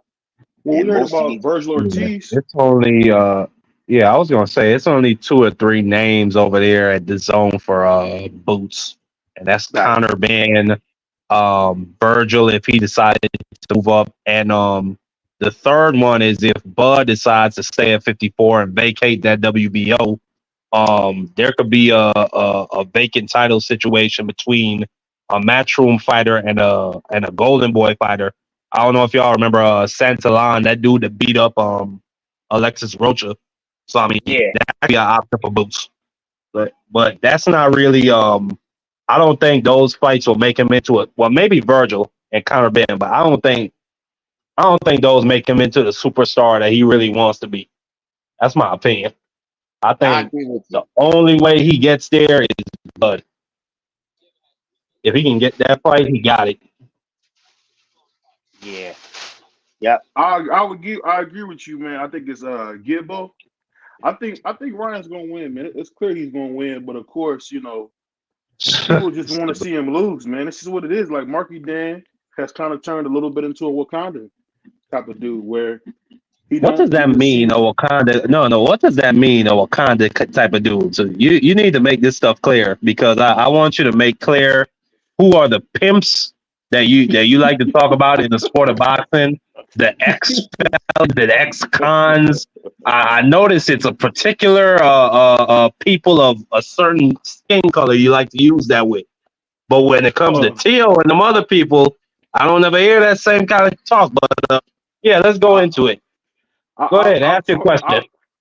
I've talked about Teal's dad need to stay off the natty light, coming to fights clearly inebriated. I've said that before, but of course, you have selective hearing. You don't hear when I say that kind of stuff because you don't want to hear the truth. You're looking for No, someone to give you. I think that that's an opinion that the whole everybody has. So I mean, what can I say to that, BBO? I mean, if the man's a drunk, then he's a drunk. I can't disagree with you. But I have an issue as you calling Bill Haney a pimp as you said he's pimping out his son. Whoa, Do you whoa, think whoa, Teal's whoa, pimping? That's what you said. whoa. What you mean? Whoa, whoa, whoa, whoa. Hold on, I don't know. I don't remember saying that. Let's not put words in my mouth. No, didn't. I don't think I Be said free. that. You the only one I got out here, bro. But anyway, Crush, Yeah, BBO. I don't speak BBO, that you way. gotta do better than that. Hold on. Crush, I don't speak that way. But let me ask you this, Mark, since you want to put it on me. Why in the world are you talking about Boots and we don't talk about how afraid he was of Virgil Ortiz? We don't ever talk about that. Virgil Ortiz had him How was he scared to afraid? death. What? He never How called was out he Virgil afraid of Ortiz. Virgil Ortiz, man? You just be throwing names out there, bro. He never, dude. Are, I've been are you saying are it. you are you talking about that man that had problem with his weight loss? You talking about that man that's a true weight bully? You talking about You that man talking that about? we don't know if he's ever going to fight at 54 because he still hasn't fought at 54. You talking Nah, about nah. that same man that need 48 months to fight Boots? The same Yeah. man that you said wasn't with Robert Garcia, then we see him come out with Robert Garcia. That man? That's He what you left talking about? Rob. His He let. own trainer said my fighter needs 48 months, 2 years to fight this man. He left. 48 months ain't 2 years, Mark. I'll Nah, just he say said this. 4 years. No. I got that shit fucked up. You're right. You had it wrong, Mark. Mark, you can't count him, man. He used to just looking at the water. But I'll say Man, get this. up out of here, nigga. Fat nigga. Actually, it's 5 years. Yeah. No, it's Five 4. Yeah. years actually. No, it's 5. No, My it's mistake. 4. You're right. 4? No, 4 is Hell, Yeah, man, because a motherfucker scared to 22 fight. it's months, 4. 24 It's One months 4. is times 2 years. 4 is It's 4. 48. It's 4. It's 4 years. 4 But I'll say this. years. We don't want to fight him. Go ahead, BVO. Yeah, I'll he say ain't want to this. fight him. I Scared of mean, that. I don't know, man. It's funny. Whenever it's a Spanish fighter, they're scared. They don't want to fight. But when it's one of these black fighters, man, my man Marky Dan put his Wakanda suit on. Oh man, Ryan gonna get beat up by Devin because Devin's black. Oh yeah, he's What black. you Man, talking Ryan. about? We were just talking about Richardson Hitchens talking about he's gonna duck Super Matias and take a Montana Love tune-up fight. We were just talking about that. What are you talking Who? about? I don't remember that ever. But you didn't say nothing about that. You seem to be Richard Hitchens' biggest fan. But that's what I'll say. Let's not make it about BBO and Marky Dan because what we say Hey don't boy, matter. I It's get not on about. here every chance I get, and every chance I get to say Richardson Hitchens' name, I let it know that he's a hoe. So I don't know what you're talking about. That's I'll, crazy. I'll say this, and I'll ask you guys this, man. So, what we seeing in boxing is kind of been a little bit slow because we know PBC runs boxing. So I'm wondering, did you guys get a chance to see that 5-on-5 card they got Eddie Hearn versus I saw. Frank I Warren? Yeah, seen two Did you guys? fights on it. yeah, I seen they Queensboro. got Raymond Ford versus Nick Ball. That's gonna be a fight. Oh my Oh, god. Now, I've I been love hearing Nick about Ball. that fight. I've been hearing about that, and I seen that fight. Yeah, Eddie Hearn got Wilder. Yep. Right. They got Wilder versus Zhang, and then they got the main event. I don't know who. They got two other weight classes on there. I don't know who it is. But I like how they had the setup where they had the mask on, they had the Mucho Libre mask on. And when we seen Deontay Wilder, man, I was just shocked, man. I don't know if anybody else was shocked, but I was shocked to see Deontay Wilder and Eddie Hearn working together for this fight. I mean, I think a lot of people are reading a little bit too much into it. I don't know. I don't know the deal of the contract. But I'm thinking it's just for one fight. He had to choose between Queensberry and Matchroom, and he chose to go with Matchroom. So I don't know if it was just for this one fight or if it's multiple deals. I think it's just for this one fight. So I think a lot of people just jumping through that. Oh, he signed with Matchroom. I think it's just for this one fight. The fight. There's one fight with an option though, Free. No, I think it was no. From what I heard from the beginning, he had like a 2-fight deal with the Saudis. And I think this is the second fight. Yeah, that was the Saudis. I don't know how Eddie Hearn. I don't know how Eddie Hearn or him as a promoter. I don't know how he works into that. Yeah, that 2-fight deal was with the Saudis. It wasn't with Eddie Hearn. It was with the Saudis.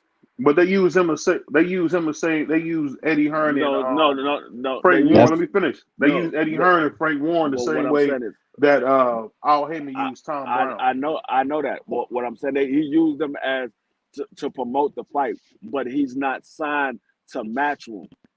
With those fights with the Saudis, he's not signed to Matchroom. This fight right here that he's doing with Big Bang Zhang, he's signed to Matchroom for this fight. So, like I said, I don't know if it's just for this one fight or if it's a multiple fight deal. Something I peeped was when Wilder was talking on the stage, and I know obviously he's coming off the Fury ass kicking and the Joseph Parker loss, but I peeped when he said that if he loses, this is the last fight for him.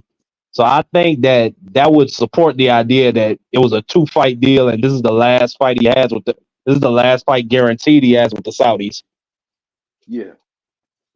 I mean, either way it goes, if you ask me about Deontay Wilder, I think for the skills that he had, winning a medal in the Olympics, having the least experience, I mean, he definitely overachieved, man. So no matter how it go, I would just say personally, I think Deontay Wilder, man, for what he's done to the sport of boxing, he's been an absolute jewel, man.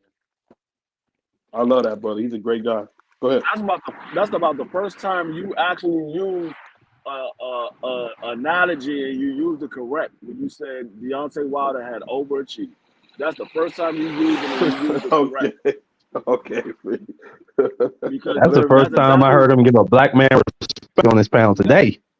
Right, that's exactly what Deontay Wilder did. He did overachieve. He even overachieved his own expectation because he only came in here just to raise money for his daughter's surgery.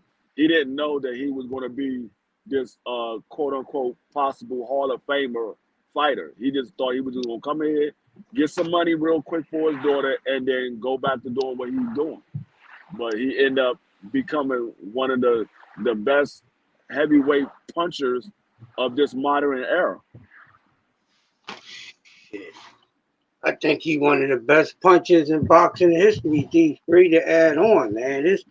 This dude is definitely one of the strongest guys I ever seen punch any human being in real life and on TV. I mean, he definitely overachieved. I mean, look at the knockout streak that this man has created.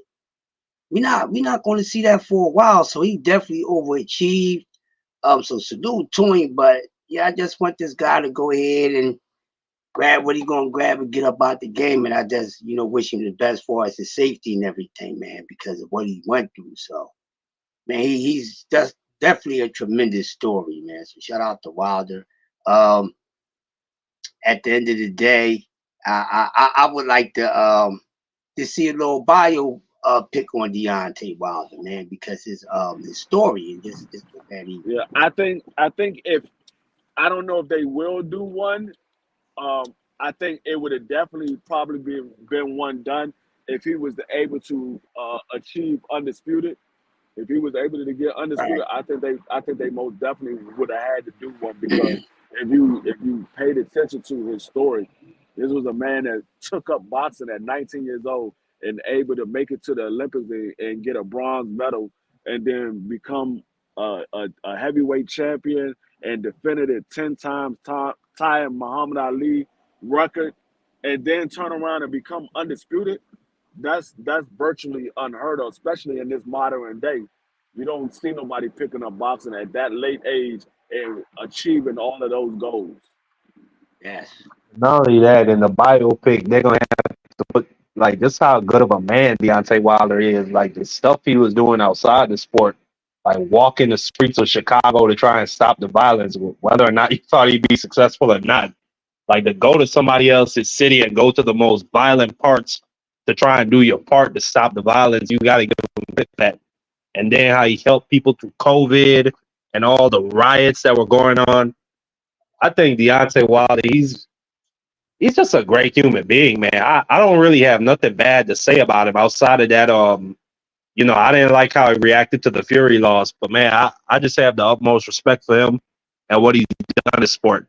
I don't like his fans, but I got love for him, most deaf. And you know what? To be honest with you, it's almost like a LeBron James. The only thing you can say, I'm not talking about his stature. I'm just talking about as far as never getting in any real trouble.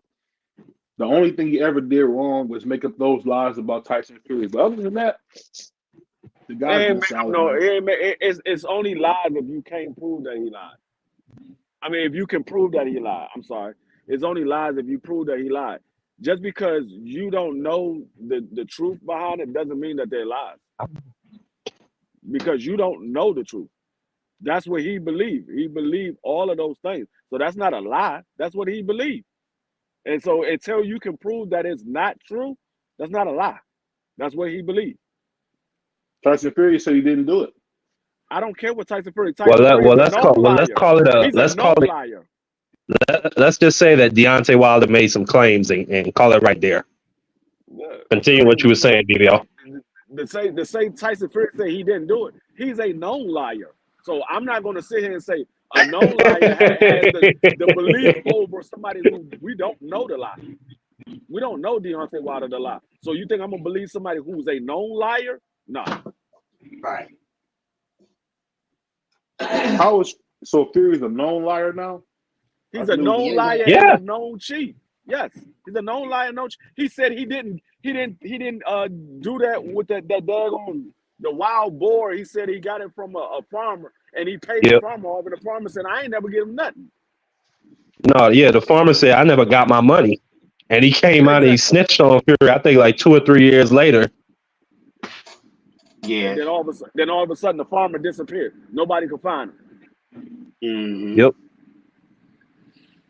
You ain't even paid a man to cover your story. That's how little integrity Fury has. Yeah, he's a known liar. He lied and said he was gonna get that man that money for that story. He didn't do that. He lied and said he didn't take the meat, and he did that. So yeah, he's a known liar. Yep. He's a known liar. And a cheat. And a drunk. I'm not taking. That's like me taking the word of a police officer and taking the word of a drug dealer over a police officer. What? You a known criminal? And he's supposed to be upholding the law. I'm not taking your word over here. You got to show me some proof. Right. You go butterfree. No, that's the fact. I'm not going to take the word of a known criminal over somebody who's supposed to be upholding the law. Now, if you got hardcore evidence that he's lying and breaking the law, then we got something to talk about. But if you ain't got no evidence, I'm not taking your word. That's not going to hold up in the court of law. Hey, I'll say this, man. No matter what's said, people are going to remember Tyson Fury for being a pretty good fighter, and they're going to do the same thing for Deontay Wilder. The thing about Wilder is, man, that Joseph Parker loss was just terrible. You think that's going to hold against him in the Hall of Fame request? No, because it wasn't that bad of a loss. He just lost on the cards. It wasn't that, like, I mean, it wasn't like he got beat up badly. Deontay Wilder was still looking the way he looked when he walked in the ring. He just got outpointed. He got outpointed. Even then, I mean, Joseph Parker is not a bad fighter to lose to. When you talk about name recognition or name value, I mean, he's beat some Yeah, people. He probably has one of the best. He probably has the best resume of this era. Period. So I ain't gonna look at that as no messed up loss or nothing like that that could keep him out the hall. Joseph Parker not a bad fighter. He's not a No, bad fighter. We just didn't believe that he can beat Deontay Wilder. But he's right. not a bad fighter. No, he's not. He's not. I agree. Yeah, we didn't see that coming, but it came. Goddamn, it came and it happened. What's going on, Thomas Hill? Tommy Hill. Hill, what's going on with you, man? You know, I'm in here in the business with you guys, man. I'm just trying to learn me something. Yeah, that's all I'm trying to do, man. Being around all these boxing, man. I'm just trying to learn something. I mean, we had to correct BVO a couple of things because he wasn't keeping the 100 across the board. Couple of things. Yeah, man. He wasn't keeping 100 across the board, so we had to correct him on a couple of things. Yeah. Tommy, have you ever known me not to keep it 100 across the board, man? What they talking about, man? What Tommy. they talking about? Tommy, can I ask you a question, Tommy? What up, Mark?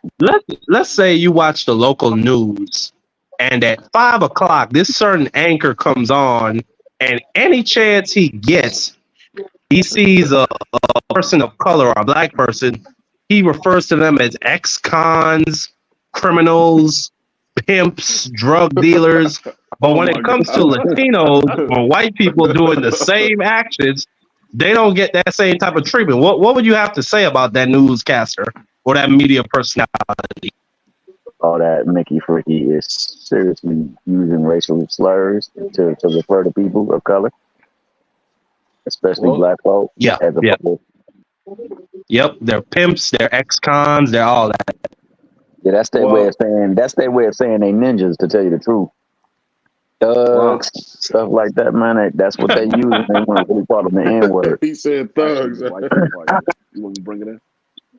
I'll say this, man. I think the funny thing, and I want to get Thomas Hill on this because we got my man in the building. I'm always glad to have a philosopher here.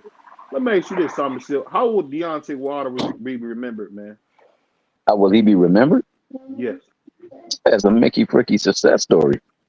You talking about somebody who never started boxing until real late, and he did it just because he wanted to try to find a way to help his daughter get the medicine and the treatment she needs. Man, what's the odds and the chances of that striking big where you become the biggest dude in boxing? You okay? What's the chances on that ever happening, dog? That Mickey Fricky Wilder, no matter what they say about him, that dude is a success story. And the highest way he didn't live a storybook life. Something they can make a movie on.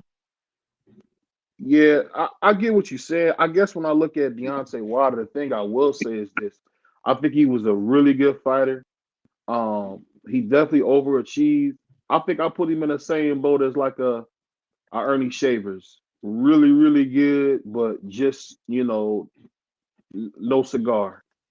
I don't know if you guys familiar with that term, but everything else just no cigar. He couldn't really wrap it up. And I'll tell you this, Deontay Wilder is a victim of being waited out as well. I mean, what Eddie Hearn did to him, I mean, I don't know how you can work with a guy who really stole a piece of his legacy from him, because Eddie Hearn kept Anthony Joshua away from Deontay Wilder when Deontay Wilder was at the peak of his powers. We all know that AJ would have been took a nap if he would have fought Deontay Wilder. And then he ended up getting knocked out. I can't remember that Spanish kid, the little chubby Spanish kid's name.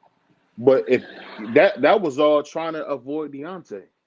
And I think anytime you try to do something wrong, unfortunately, it always comes back. You always got to pay the piper and you got to pay the play. And I just tell you this, man, I'm a little disappointed in Deontay Wilder as a person. The way he treated, one of our Olympic heroes, Mark Breland. I can't say enough about it. I mean, he really dogged Mark Breland, man. Hold up. Can I ask y'all a question? Go ahead. What's the difference between outside of accolades and pay-per-view numbers? What's the difference between Mike Tyson and Deontay Wilder? Nothing. People just love him more. That's pretty much it. Oh, and he was undisputed. Yeah. I said outside the accolades.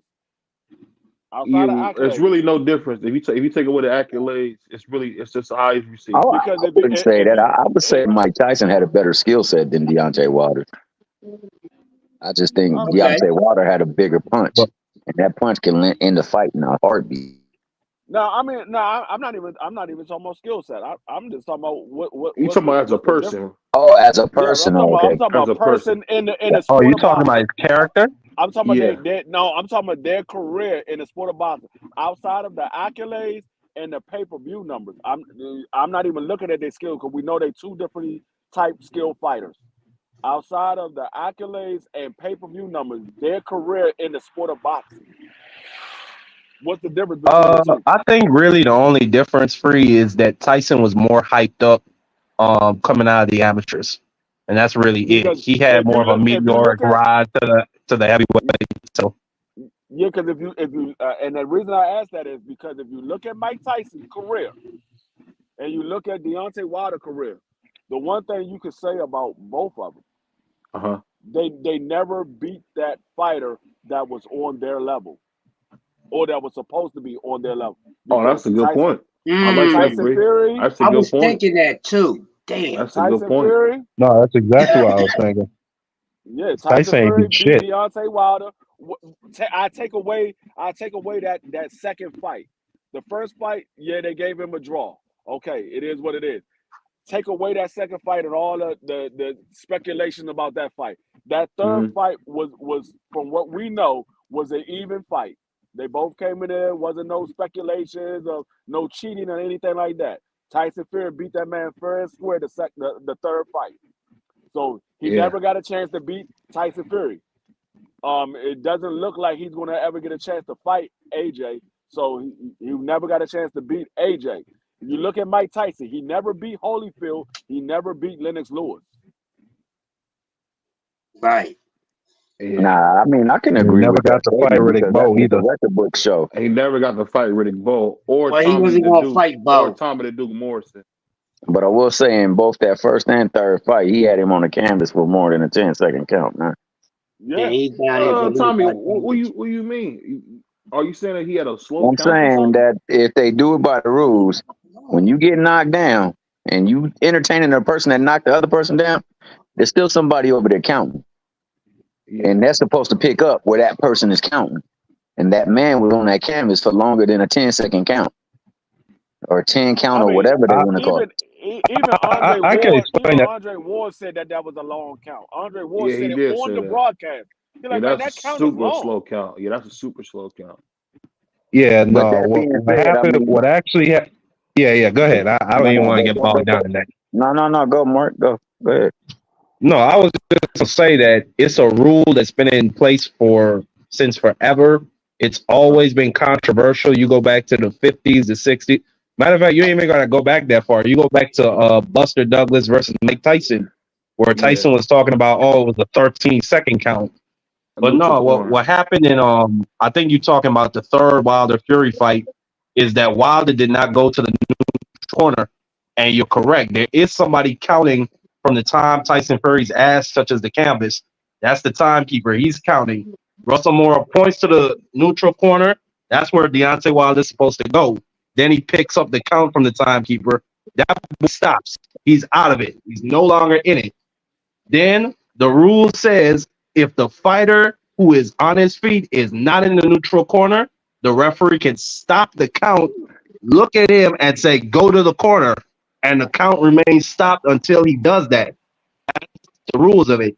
I didn't really think that Russell Moore did anything wrong when you actually look at it, but I can understand why people don't like it because, I mean, it's just weird to have a fighter on the ground for that period of time, especially in a big fight like that. But I don't know.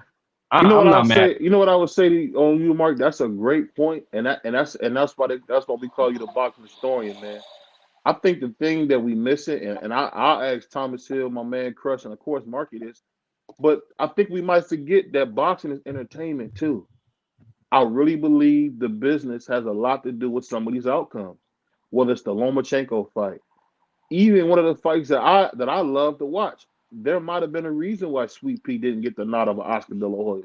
Even though, granted, Oscar De La Hoya tried to fight and Sweet Pea ran, but I could see a case for why Sweet Pea could have won.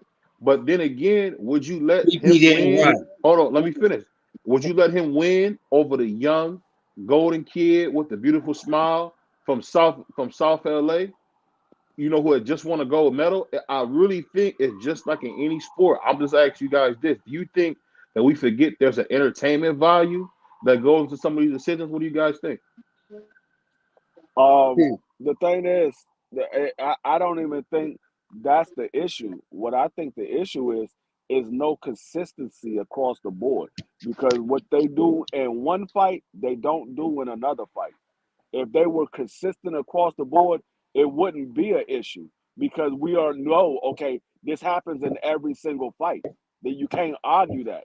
But when you bend the rules and you don't do it in every single fight, that's where the problem comes. So if they was consistent across the board, you wouldn't have any issues. What do you think? What do you think about that, Crush? About the entertainment value playing a part into these decisions? It's bad. I think it should be based on, the skill set in the match himself, with the entertainment being a part of it. It kind of takes away from it, but I get it, it's entertainment too, but it's still a damn sport. It was a sport first to entertain, but it's still a sport. Still had to operate it as a sport, no matter what sort of entertainment it is. People, we being entertained by sports, so that sports be what they are. Don't change what it is. We like what we're being entertained by, so why change it up? And it's not fair, because with the entertainment business part of the decision, that's what causes these robberies to come up that we fuss about and things like that, and we talking about fucking miscounts and counts being stalled and all that. That is the reason why these things happen, and because of the sport of boxing, the people that run the sport of boxing, and this is how they choose the entertainers. It's bad entertainment, and sometimes it makes it bad business, and that's why you have failures and pay-per-view sales and shit like that. So it's really bad entertainment for the sport. What you think about that, Tommy? About the entertainment value seeming to outweigh some of these decisions? Because I mean, we've seen Lomachenko's face when he was robbed by Devin Haney, and I don't know. I think the business of boxing has something to do with that. What you think about that?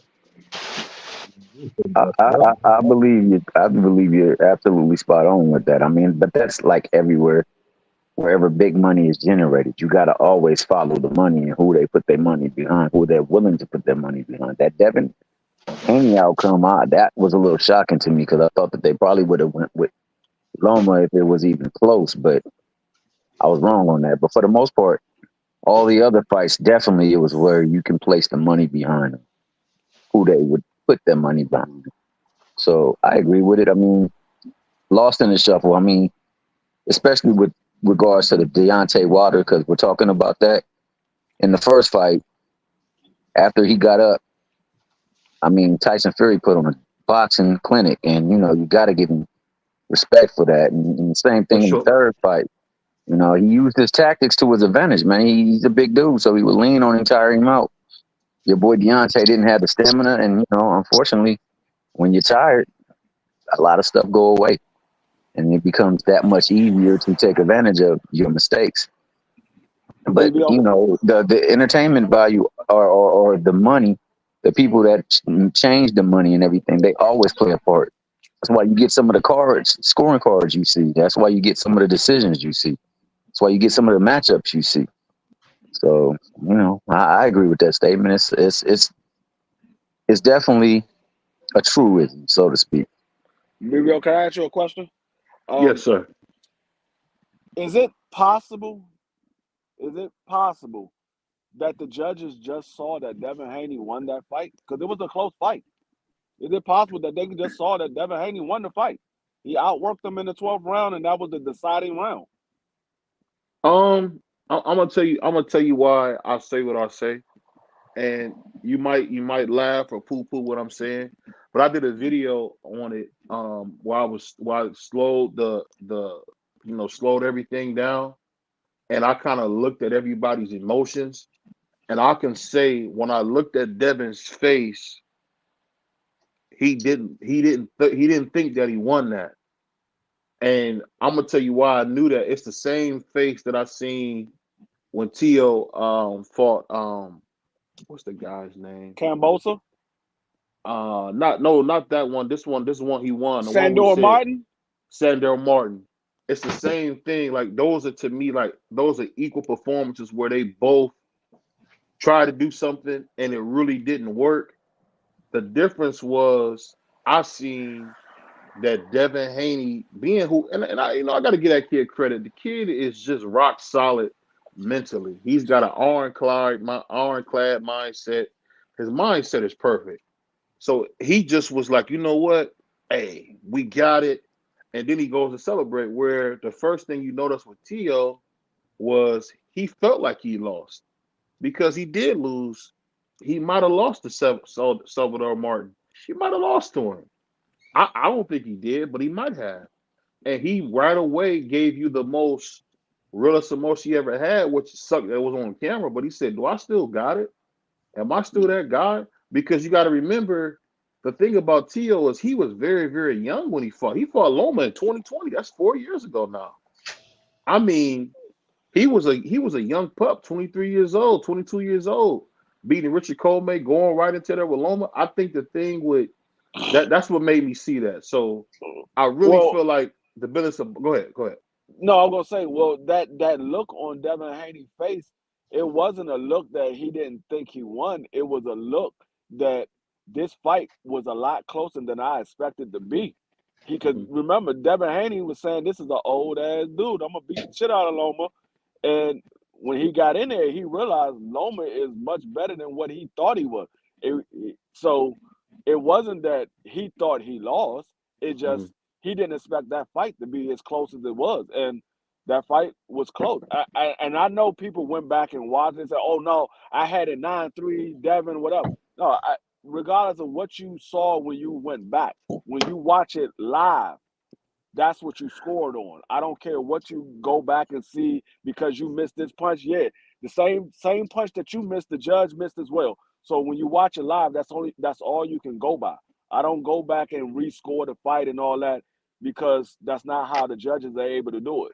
So if they saw it one way live, then it is. Now I understand. Now I can understand if it was we saw that it was a close fight and one judge or two judge had it 9-3 Devin Haney, then I'd have been like, man, what the hell was they watching? I can Yeah. understand that. But if it was a close fight and Devin won it because Loma didn't fight that last round, what could have made it a draw, that's not Devin stole it. That's Devin won that fight because Loma didn't finish the fight. Well, what do you got? What do you think about that, Tommy and Marky Dan? What do you guys in Crush? What you guys think about that? Because Um, that's a tough thing to talk about. Go ahead. I had Dev winning 7-5. I thought it was real close. Um, I think it was the 12th round that probably won him that tipped it for that tipped my scorecard in his favor. I think I had it 6-5 going into the last round for Dev, but I do have to give Loma a lot of credit. He dominated the middle rounds of that fight, and I think from rounds 8 to 11, it was all Loma. I thought he was really beating Dev and getting to him a lot, but you got to give Dev credit. I thought he won a lot of them early rounds, and I thought he did a good job, like I said, to come back in the 12th. Um, I don't know. I scored it 3 times. The first time, like I said, I had it for Dev. The other 2 times, I'm not gonna lie to you, I actually scored it for Loma, and it always came down to just 2 swing rounds on my card. It was the first round, and it was another round. I can't remember what it was, but I always scored it either 7-5 for Dev or 7-5 for Loma. I Nah, never looked at it as a huge separation like that. I thought it was a very close fight in terms of the nah, rounds. That first round, I don't think Loma landed a punch that first round. I don't think Dale really did anything either. I think they were both feeling each other That was out. a draw. That first round to me is a draw. No, but what I'm saying is that first round, if you go back and look at it, Devin was the only one throwing punches. He landed, I think, because I remember BFTV went back and redid it. Devin had landed 4 punches or something like that. Loma didn't land any. I don't even think he Well, threw I a punch. gotta go back and look at my scorecards free, but I remember it was two rounds. It was 2 swing rounds in the first 6 rounds that always decided the fight for me. That's how I remember it. I Yeah, think I one don't was even the think first. I don't even think Loma threw a punch that first round. He might have threw like 1 or 2 punches that whole first round. It was all Devin that first round. And like I said, he didn't land no significant punches. It was like a jab here, a jab there. He might have landed a hook or something like that, but it wasn't no significant punch where you be like, ooh, ooh. It was just a fill out round, but I gave it to Devin because Loma didn't do anything. He didn't do anything. So I mean, I just saw it as a close fight, and I had it a draw, but I'm not upset. However way somebody had it, but to say somebody got robbed, no, I'm not saying that. That's not a robbery. I get tired of hearing people say, "Oh, Loma got robbed." No, he didn't get robbed. It was a close fight. It could have went either way. Loma, by his own admission, saying he did not fight the 12th round. So if you're gonna get mad at anybody, get mad at Loma. He was the one that didn't fight the 12th round. He gave it up.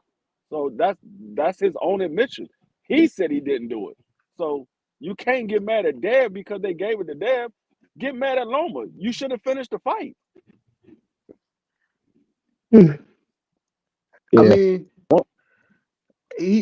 I don't know, man. It's tough either way you put it because you really there is no right or wrong answer when it comes to a tough fight, a close No, fight. But I I'm really gonna put it think like this. I put it this way. I put it this way to make it a little more easier. You running a race. You got the dude beat. You got Hussein Bolt beat. You let up the last 10 yards of the race, and he squeaked past you to beat you by a 10th of a second.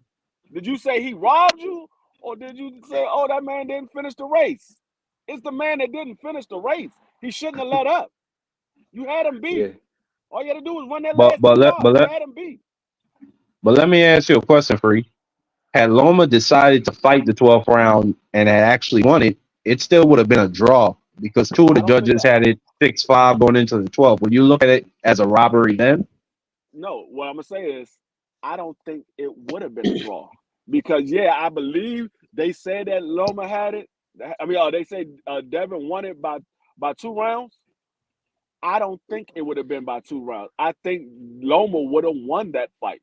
If Loma would have finished that 12th round, I believe they would have gave it to Loma. There's no way in the world you No, can but tell me. but I'm just talking about math, D. That don't make sense because I if going into the understand. 12th round, Listen what okay, I'm go saying. ahead. I'll let you Listen what finish. I'm saying. Go ahead. I understand what you're talking about the scorecards, but you're not going to tell me that they don't sit there and change their scorecards. You're not going to tell me that they don't change their scorecards. Whoa, okay, that took a turn. I wasn't expecting. So now judges is erasing scorecards and putting back new shit. That's what they doing now. No, you're not going to until you can show me that they don't do it. It takes too long for them to tally those scores. If you're scoring each round by round, it should not take you that long to tally up those scores. Each judge should have their scores done within 30 seconds. They should have those scorecards done within 30 That sounds like some conspiracy theory shit, D. I expect better So than you that from you. So you telling me at the end of each round when they scoring that scorecard, they can't add up that score as they write down. Okay, he won this round. I got it 20-18. The next round happened and you scored for the other person. Okay, I got it 29-28. You can't add up that score at the same time as you writing down the score. You can't add it up. It don't take rocket science. It doesn't take rocket science to do it. But I think I don't think they be erased and shit like that. I just think that I don't know. I just have the beliefs at somewhere in the process it's somebody looking over their shoulder or something. You can't just erase some shit like that. because somebody's gonna check that scorecard. But I don't know. I can't prove it. You can't disprove that. I can't disprove that it's happening. I just don't think it's happening. Go I'm not ahead, saying I'm not Tommy BVO. saying and that Crush, they. you I'm guys not have been saying a that little they. quiet on this one. I'm not What you saying that think, they Tommy ain't and Crush? racist. Y'all Say both that been real again. quiet. What was the I question? said, Because it was I quick. said, I said, you and Tommy kind of been quiet on this. What you guys think about that? What we seen, a close fight, go the other way. Do you think Lomachenko taking that 12th round off hurt him? Honestly, I can agree with that. I agree with both D Free and Tommy was saying. Because that fight was a very close fight. Honestly, I was a guy that said it should have been a fucking rematch because it was that close. But because Loma didn't finish out the 12th round, that caused him to fight.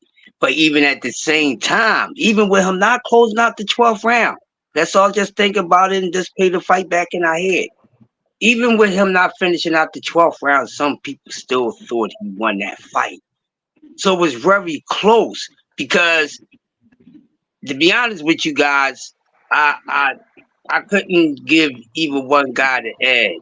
You see what I'm saying? And maybe I gave a round of Loma that you guys gave to Dev, but I had it close. So with me, I was like, hey man, I ain't mad at either decision.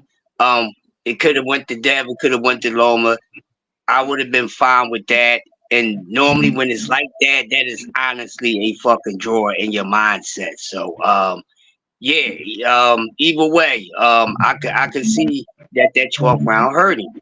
To whereas in the Jermaine Ortiz fight, Jermaine Ortiz did what Loma did in that fight, and he just didn't press the gas, and experience or not, they both did the same thing and it caused them to fucking fight. You know what I'm saying? So it is what it is. It was a tight one, man, and I wish a rematch could have happened, but the decision was made. Devin got denied, and that it is what it is. Let's move on. Well, let me ask you guys this, man. So, with it being so quiet in Hold boxing, on, I haven't answered it. oh my bad. Go ahead, Tommy. My bad. Go ahead, Tommy. Yeah, so I'm a preface it first by saying there's three common opponents in this whole equation. You got T.O., Devin, and my man, what's his name? Jermaine Ortiz. Jermaine Ortiz. Of the three, who you think beat Devin more decisively? Good question. You mean beat Loma? Yeah. I'm sorry, beat Loma more decisively. Jermaine Ortiz. And ironically, he the one that got the loss. So all that, he the one that got the loss. Let that just sink in for what I'm about to say. Huh? You think Jermaine Ortiz beat well, what was the Loma, question first off? Loma more decisively than I thought he beat Loma more decisively than either of the other two. Yep. You think so? Honestly, Because yeah, I feel like when you look at it, I mean, Tio and Dev, they won the first half of the fight, same as Ortiz. But Ortiz just took his foot off the gas, and he lost probably every round after round 6. After eight. Well, after 8, So he excuse lost me. really 4 rounds. Really, that's what he lost, about 4 rounds. If you look at the fight, that's what he really lost, was 4 rounds. Yeah, he lost them 4 rounds badly, too. It wasn't even a contest. He had gassed out. But the first 8, I thought he won. I thought 7, he started experiencing a little bit of fatigue, but he was winning around, and I thought he did that in 8 as well, too. But then I thought after that, it was bad. Yeah, that's about. I think that fight out of all of the fights are the biggest. Is the biggest fight that you could have said the wrong person won that fight, because I think T.O. did enough to win that fight against Loma. Loma started off too late. I think Dev did enough to win that fight. It was a close fight, but I think Dev did enough to win that fight. But the Jermaine Ortiz, I think Jermaine Ortiz did enough to win that fight. He gassed out at the end, and they gave it to Loma. Facts. And like you were saying, and when your dialogue with Marky was spot on, like, and that when they came back for the results, it took about 20 minutes for them results to come in. Once it took that long, I knew that they was trying to figure out a way where they could get that fight to Loma because they just didn't want to give it to the man who probably looked more aesthetically like the winner. That being the case, the fight with Loma and Devin was close. I'm not gonna lie. And I think that you can give Devin 4 rounds of the first half and to 2. I had it 3-3. And I think the second half of the fight, I had it 5-1 Loma. I thought 7 was a swing round, but I thought Loma did more. 8 clearly was Loma. 9 clearly was Loma. 10 clearly was Loma. 11 was clearly Loma. To me, he had the string of successive rounds that was better than the opponent. On top of that, he landed more, and he landed more power punches. He threw more.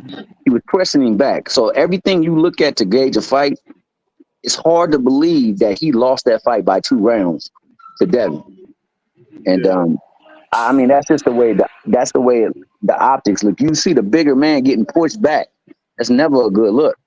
It's never a good look. You see his head popping back all night long. My man didn't land enough body blows for you to convincingly give him more rounds than you would Loma. So the best I thought Dev could hope for was a draw. That being the case, go ahead. No, go ahead. No, I was gonna say, I want y'all to do this fight that we got coming up this weekend. I want y'all to pay attention.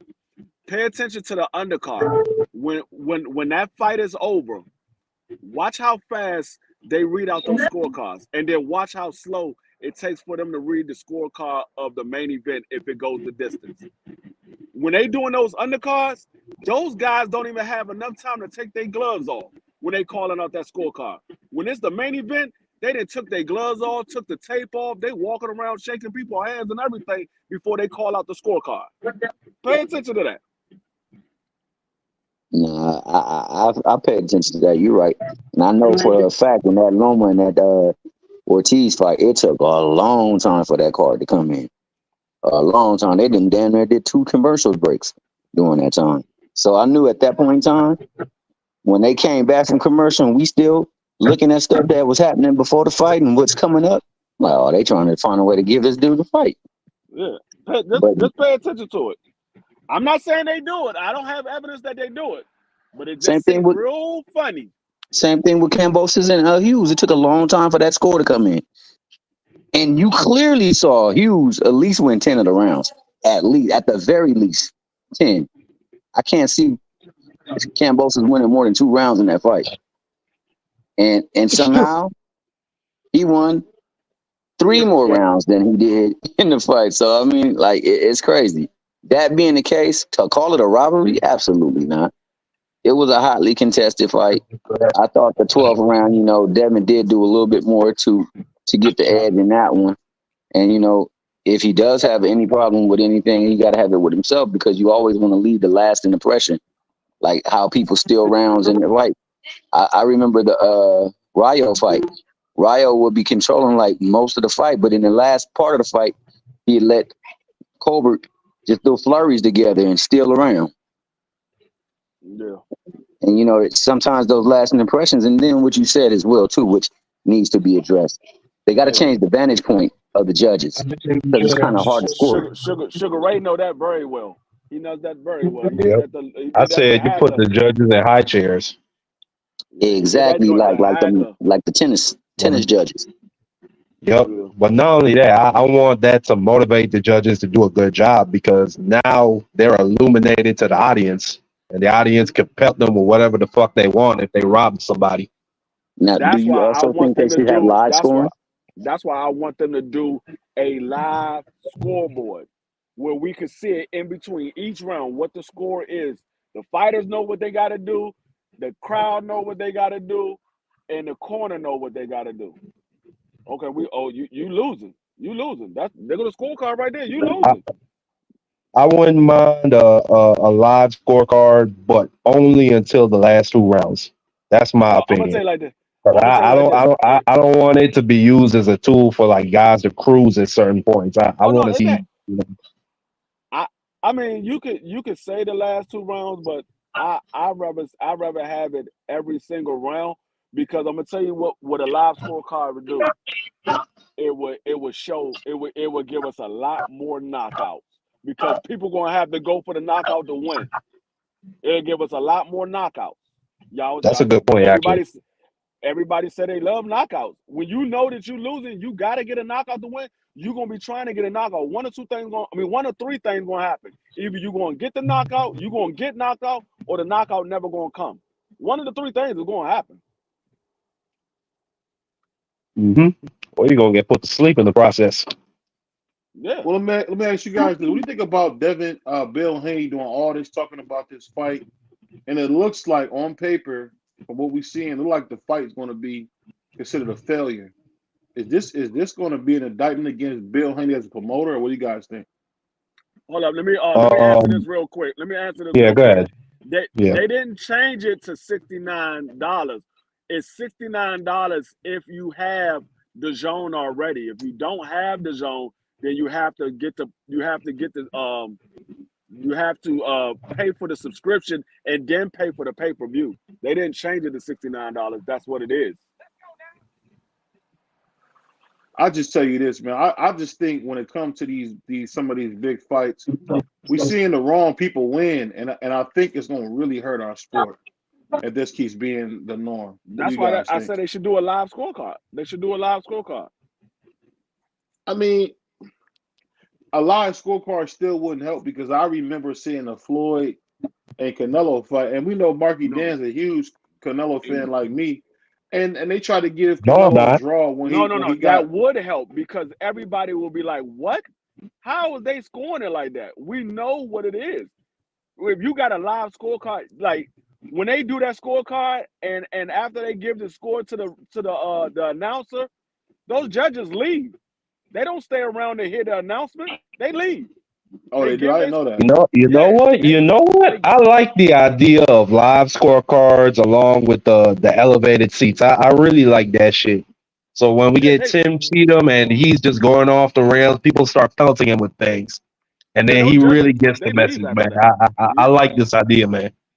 Yeah, they hand that scorecard over and they leave. They don't stay around because they don't want the backlash from the scores when the scores is being read, because you got the family, you got the friends right there in the front row. They can get to those judges. So when those judges turn those scorecards in, they disappear. You don't see those judges no more. They gone. Yeah, they headed straight to the hotel and then a motherfucking plane home. I'm gonna add one to it too. I think there should be like backup judges just in case we're seeing the fight and scoring it as well, in case there is one that's controversial. Or maybe two that's controversial. Have a second set of eyes on it. But then how would you come up with the system to say when that's necessary to come forward? Like, would it be a fan vote? Would one of the corners have to protest and say, "Hey, this scorecard is bullshit"? I think if you could see it on display, then you can fight. You could be able to put in a protest like, "Hey, no." Yeah, like for that Floyd situation, you could say, "Oh, that judge got to get up out of here. They trying to cheat," and then you just put another judge. You got another judge that's already scoring the fight, and then you could score. Cause dog, it was clearly no way you could have gave Canelo no more than one round. At the most, he got one. I don't even think he won one. I don't think he won a round. Yeah, I don't think he won a round, but at the very least, he got one. Instead of a fourth judge, you know what we could do? We could go back to the old days, back when the referee had a vote. So he could be the fourth judge or the replacement, if you think about it, and him have his own scorecard.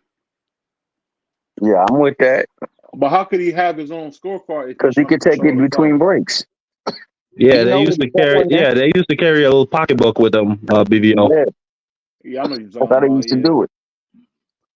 I'll just tell you like this: no matter how it goes, I don't think we as the fans can ever be pleased.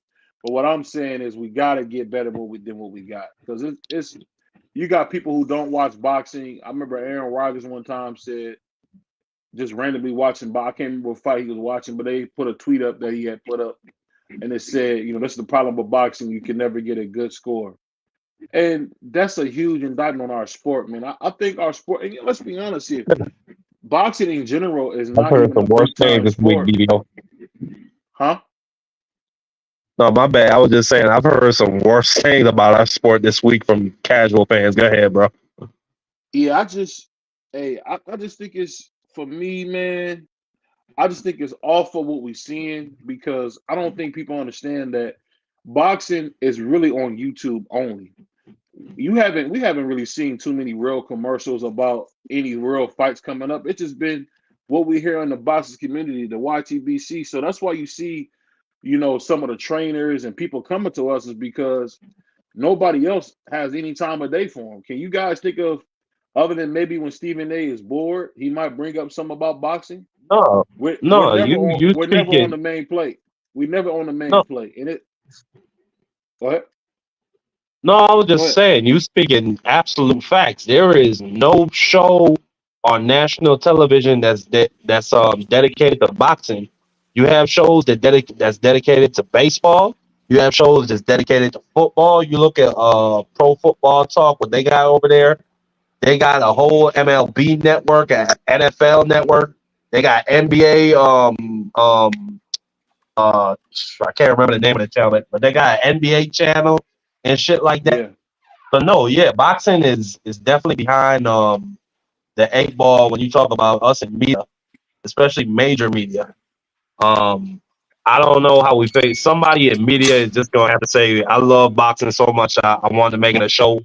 Either if it starts on the radio, like ESPN radio and stuff like that. I don't know. I think Max on boxing, that was the last thing we really had on TV. And Max was kind of a little bit of a racist. So it's just, I mean, What, bro? That what man we was do. not a racist, bro. I ain't gonna I'm talking say that. about He was definitely biased. I ain't gonna say he was a racist. That's um crazy, BBL. I heard some of those disparaging things that in some of the language Max Kellerman would use towards Floyd, and he used what I would call a lot of cold words, and I feel like maybe racist is too much, but I felt like he really had something against Floyd because of his suntan. I mean, y'all can disagree with me No, on it if you yeah, want, no, but I don't think. That whole I heard him HBO crew. I heard him say a I don't lot. think Like Jim Max. I don't Lampley think always. Max Ketterman. I don't think it was racist. I think That man, Jim Lampley kept it real, but when it came to Max Kellerman, he right, always had like an extra sauce on it when it came to Floyd. I seen it Nah, with my own there, two eyes. Am I right. wrong, nah, Tommy? but Tell me if Larry I'm wrong, Merchant, he Tommy. was he was definitely a racist. You get what No, I'm I saying, don't. Tommy? They didn't treat Pacquiao like that.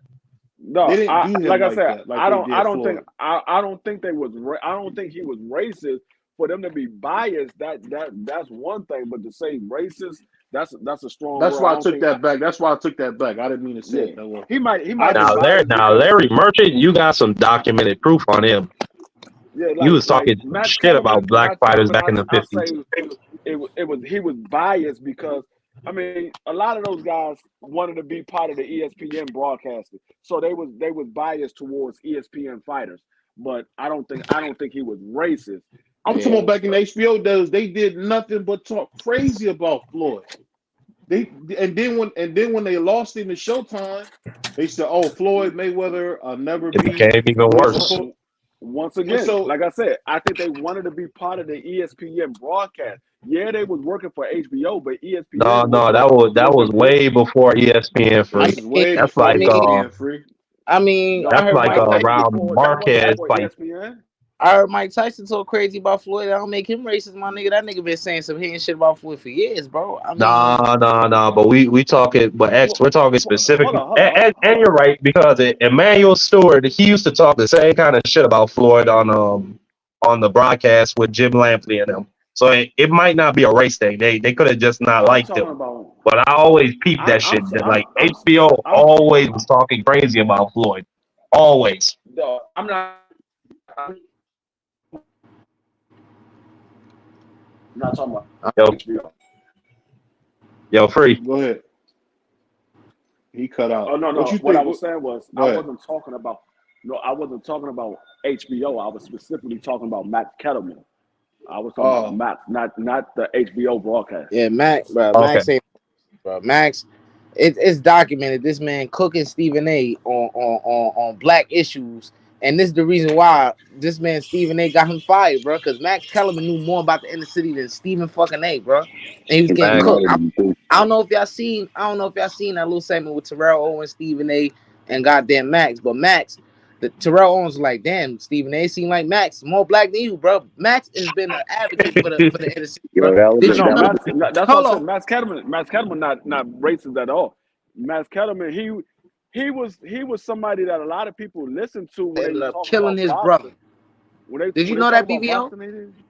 When they talk about boxing, they listen to Max Kellerman. It wasn't until he got with the ESPN broadcasting station. Did y'all know that though? Yeah. About what? Yeah, that was the straw that broke the camel back. That was after that. He was plotting to get rid of him. But another reason, like Marky was saying, like he knew more boxing than him. He was smarter than him too. That's another thing. Like he was more accredited with his wisdom, his knowledge of the sport, and his takes were more salient to like what actually is taking place on the screen that you can see, as opposed to somebody just putting personal bias or their preference into it the other way around. I'm not a real big. I don't really want to talk about Stephen A because I think he do more disparaging things to black folk than anybody. Exactly. You know what I'm saying? And he get away with it because what, he black? Nah, man, you don't get away with stuff like that. It seems like we be doing our people worse than anybody do. As far as what you said about Max Kellerman, I think there were certain biases towards like affiliations. I think that's where Tommy, they should talk about Floyd like a dog, man. I don't know what you. Sorry, you don't know what our ninjas is. What looking at? BVO. I'm telling you, man. I'm gonna tell you what Max Kellerman is. I'm gonna tell you what Max Kellerman is. Excuse me for saying that. Sorry about that. BVO. I'm gonna tell you what Max Kellerman is. Max Kellerman to Floyd is what you are to Devin Haney. Yup. That's absolutely cap. I don't recall Max Kellerman ever calling Floyd a pimp. I ex-con. hear Max Kellerman call nobody a nigger. I hear that nigga say I've never said none of that stuff, but type of shit. Nah, I'm just saying, bro.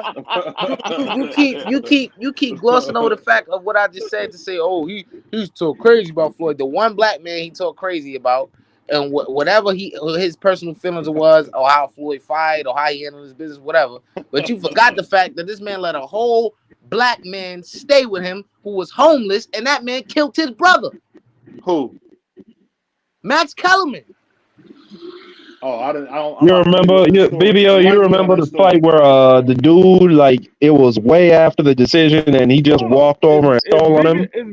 Is BVO evil twin in the chat? Who's that? That nigga said Devin Haney has been 2 times undisputed. He said, has Devin Haney been 2 times undisputed? No, he hasn't been 2 times undisputed. He's been unified champion before. I think he. No, I'll take that back. He was undisputed. Devin Haney was undisputed. He was 1 time undisputed. It's only been 2 guys that's 2-time undisputed in this. It's been 3 this era. It's been 3, and that's Monster Anyway and daggone Bud Crawford. Those only 2 that's been in. It's been 3. Nah, it's been 3. Who's the third? Clarissa Shields was a 3-time undisputed world champion. Clarissa Shields. Well, I mean, you're not wrong. We're talking about the men. I'm not talking about the damn female. We're talking about men. When is Devin Haney fighting Clarissa Shields? Well, you said people, dog. You said people, but my bad. Hey, hold on. Let me say this. When we talk about Devin Haney, I'm not comparing him to no woman. Okay, well, let me ask you this. My man Tommy, now you know this better than anybody, man. And you said it. I almost said the N-word. I do apologize about that. But the thing was this. I think the thing is, I seen them talk about Floyd like a dog. I don't know where you guys were. They talked about Floyd like a dog. Floyd comes across. Do you understand? Floyd welcomed that. Floyd said, "You're gonna either hate me or you gonna love me, but you gonna watch me." He welcomed the hate. Floyd they didn't treat Muhammad like that. They didn't treat Muhammad like that. Floyd did not. Are you kidding me? They were trying to put Muhammad Ali in jail. No, Floyd did not care about the hate. He said, "You either going to watch me to see me lose, or you're going to watch me to see me You win. know what? But you will watch me." He wanted the hate because that's what made him the highest paid fighter of all time. You know what, BVO? You a clever dude. You almost got me, bro. I'm not even gonna say nothing else. You know, hey, look, shout out to my nigga BVO. I'm not gonna say what You're a wild boy, out to the man. nigga BVO, You're man. a wild boy, man. I'll say this, man. Well, you asked me the question. Let me answer it as well too. Oh, my bad. Go ahead. My I bad. think Go ahead. what D Free was talking about was true, man. I think a lot of people didn't like Floyd because first and foremost, he was kicking tail in that ring. He was telling people he was kicking tail in that ring. He was telling people how he the baddest dude alive, you know. And then on top of that, you know, he got some kind of a touch of hood in him, so it make it easy for you to go and not like him. So much so, because like D Free said, more people watched him because they wanted him to lose than because it's going to be a good fight or they want him to win. They wanted him to lose, and that just shows you the level of competition that he fought. Because they watched him because they felt like he was going to lose. But that being the case, well, go ahead. No, I was just gonna say, but then what do you think that where does the hate come from? Because he was their biggest product. He was their best selling product. He was bringing HBO the most money. So I mean, even if you don't like his fighting style and all this other stuff, you would think HBO would say we need to treat this dude right. We can't talk shit about him I'm gonna tell you. I'll tell you where the hate came from. besmirch his name on this crazy shit. The hate came from because Floyd didn't back down from nobody. He wanted to fight all of their promising fighters. He wanted to fight all of them. And when you wouldn't give him the fight, he was talking shit about them. That's where the hate came from. Yep. He wanted all of those guys. He bucked against the system. Them dudes, they were jumping off a cliff to get. They were jumping off of cliffs to get away from Floyd. All them dudes. Like it later on flipped to they started saying, "Oh, Floyd ducked and aged out Mosley." No, Mosley ducked Floyd all the way back in 2004, saying, "Oh, I got a toothache. I can't fight Floyd right now. That I got to see about me." None of them dudes wanted to fight Floyd, bro. I always said, bro, Gotti took the ass kicking nobody else wanted to take at 140. All them dudes were scared. Floyd wanted to fight Shane Mosley at 135. He wanted to fight Shane Mosley then. Well, let me ask you this. Let me ask my man Crusher because he's been quiet. The thing that gets me is, and it's the funny thing about all y'all cats talking. They talked about Floyd like a dog, man. The dude did nothing but fight who they wanted.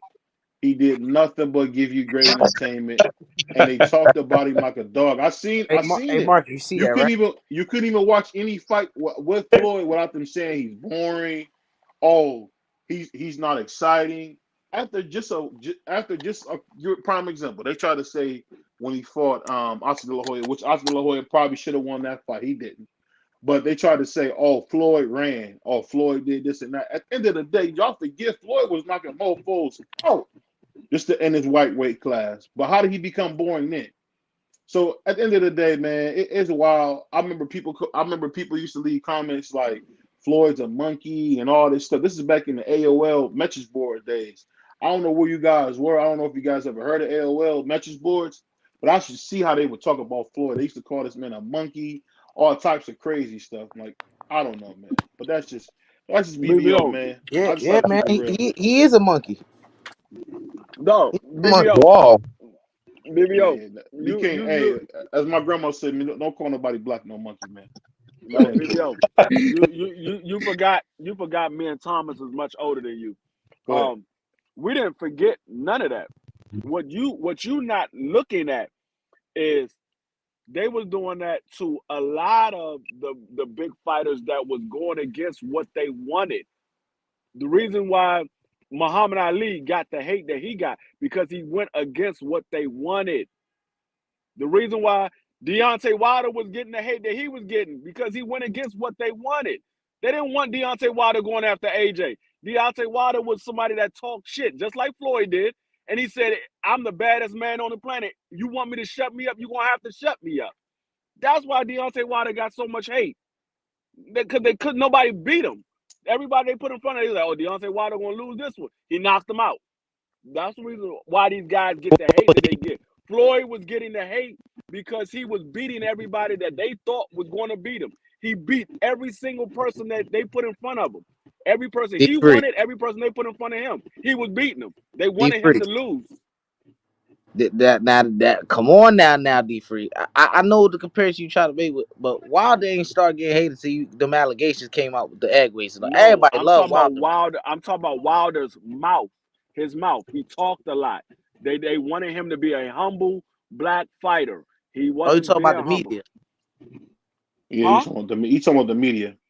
Yeah, the media. I ain't talking about. I'm not talking about the fans. I'm talking about that's the reason why Wilder got the hate that he got, because they wanted him to be a humble black fighter, and Wilder wasn't that type of dude. He was somebody that was going to talk shit, and that's what he did. He talked shit. And he said, if you want me to be quiet, you have to shut me up. That nigga said, I'm gonna bring my big hammer and my he said my Alabama hammer and my nails and nail you to the camp. Some shit. He said that nigga used to talk crazy. I'm gonna ask you this, Thomas Hill, and I said this because Thomas Hill's a philosopher here.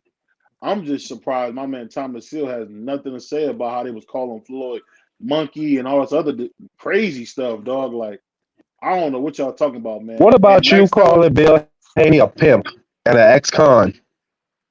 Hold on. Me saying hold on. This ain't on BVO. We're not talking about me. I've only him being an ex-con. That's the truth. That's not me calling him that. That's what he is. So we can. What about you saying that he pimps his own son? Hold on. What about all that stuff, BVO? You looking to throw rocks from a glass house?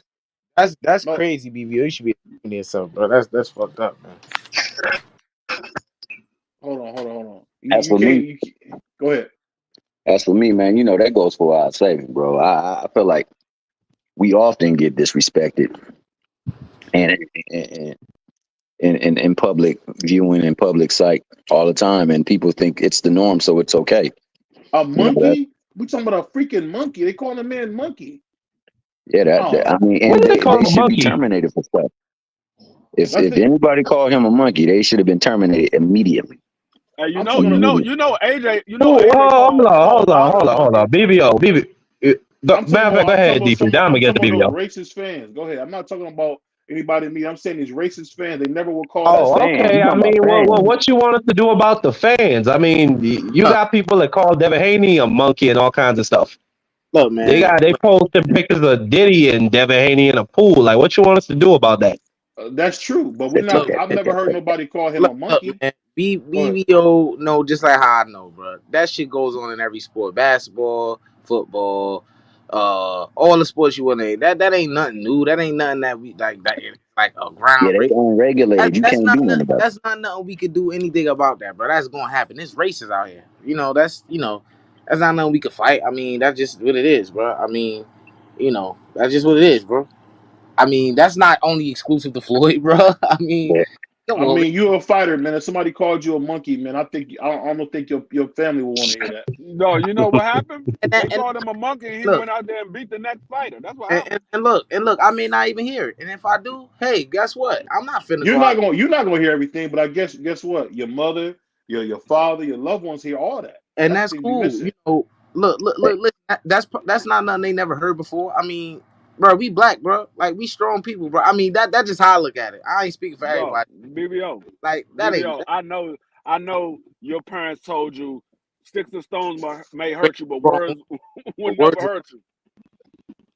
My mother told me something that you might not agree with. It was, what's sharper than any sword and light as a feather, and that's words. Words do count, and words do hurt. So you got to be accountable. As a man, let me finish. You asked me a question. I'm trying to tell you what I was taught. As a man, speak of so you have. That's what I always was taught. So when you got somebody calling a man a doggone monkey, and you got Max Kellerman, you talking about, he coming to the family barbecue. They always want to give white people a family barbecue if they say one nice thing about somebody black. That's a joke.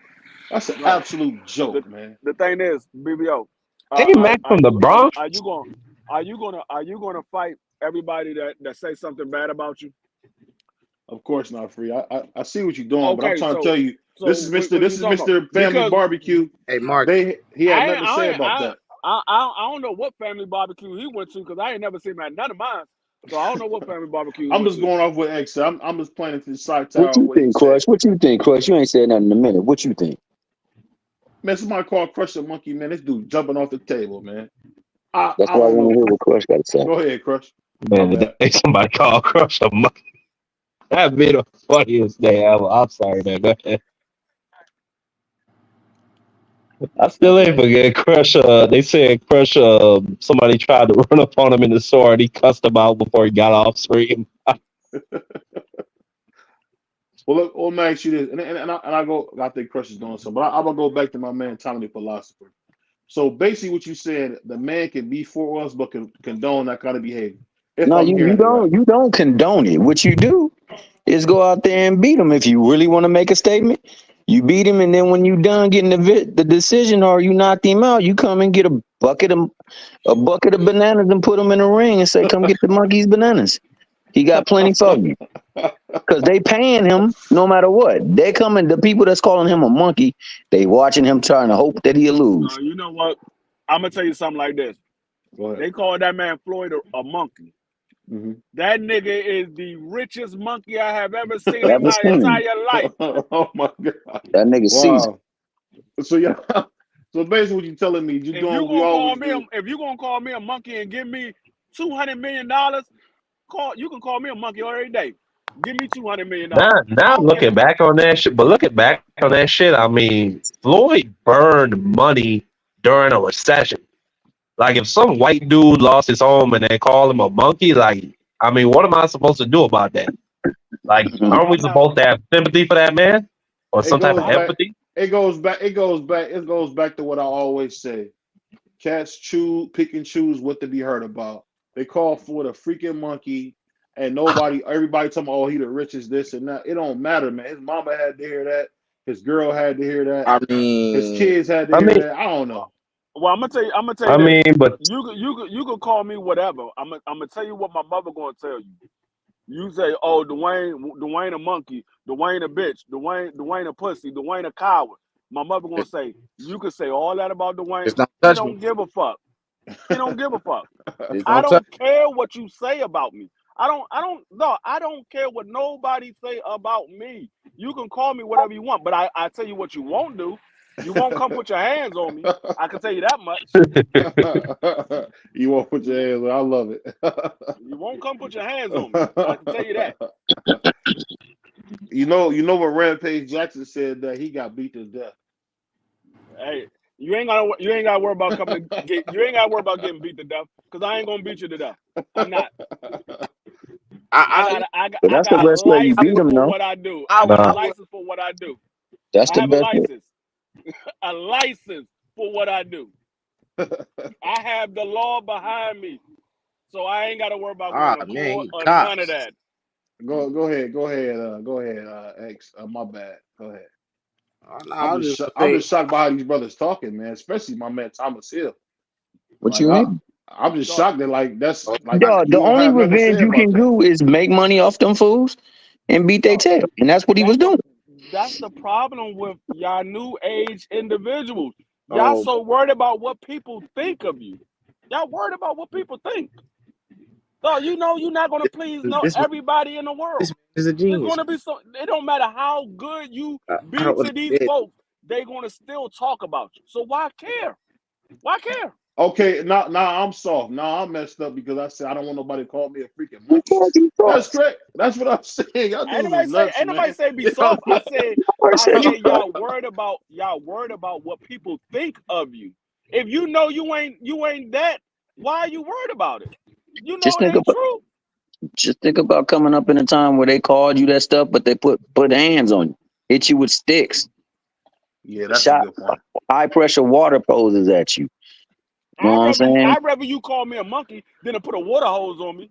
If You you know don't know what the I'm saying? pressure that comes out of that water hose, oh my God. Yeah, You know man. what mm, that So come I'm out of that joint? I'll just say that. I'll just say this. I just feel like, people don't really this about North American blacks. We're the most forgiving people on the planet. I mean, you can whoop us, beat us. I mean, people understand we came from chattel slavery, and you hardly ever, and this is just my opinion, you hardly meet any black people with animosity or hate in their heart. It's just not, as a people, we don't do that. So I just say this. I think it's wild that people want to give Max Kellerman all this, but what was Max Kellerman when they was calling Floyd a doggone monkey? That's all I said. And I'm moving on from there. Go ahead. That Mickey Freaky wasn't calling him a monkey. I never heard I anything mean, what about that it. got to do with it? What was Floyd doing about that specific Hey, individual that called him a monkey? hey, look, Like, man. who cares? Hold up, man. Hey, the man said he want to move on from. Let's just not go back down the rabbit hole, man. Because the man Max Kellerman, he's a racist. That's what BVO said, and that's what it is. No, I didn't. No, I didn't. I said that's He a overstatement. racist, man. We keep talking about the same thing. BVO ain't gonna listen to y'all. I'm Y'all not. said, I, y'all said, I'm oh, taking. what y'all I'm said. taking. I'm taking that And back. he I'm taking keeps that back. saying, no, listen. He keeps saying, I can't believe y'all brothers doing this, man. after y'all Right. said, after y'all No, said all you want us.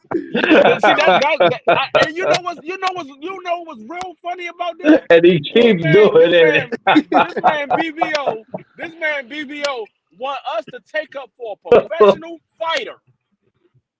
He's a professional fighter. He gets paid to fight. Why we gotta fight his battles? Let that man fight his own battles. He's a fighter. He get paid for that.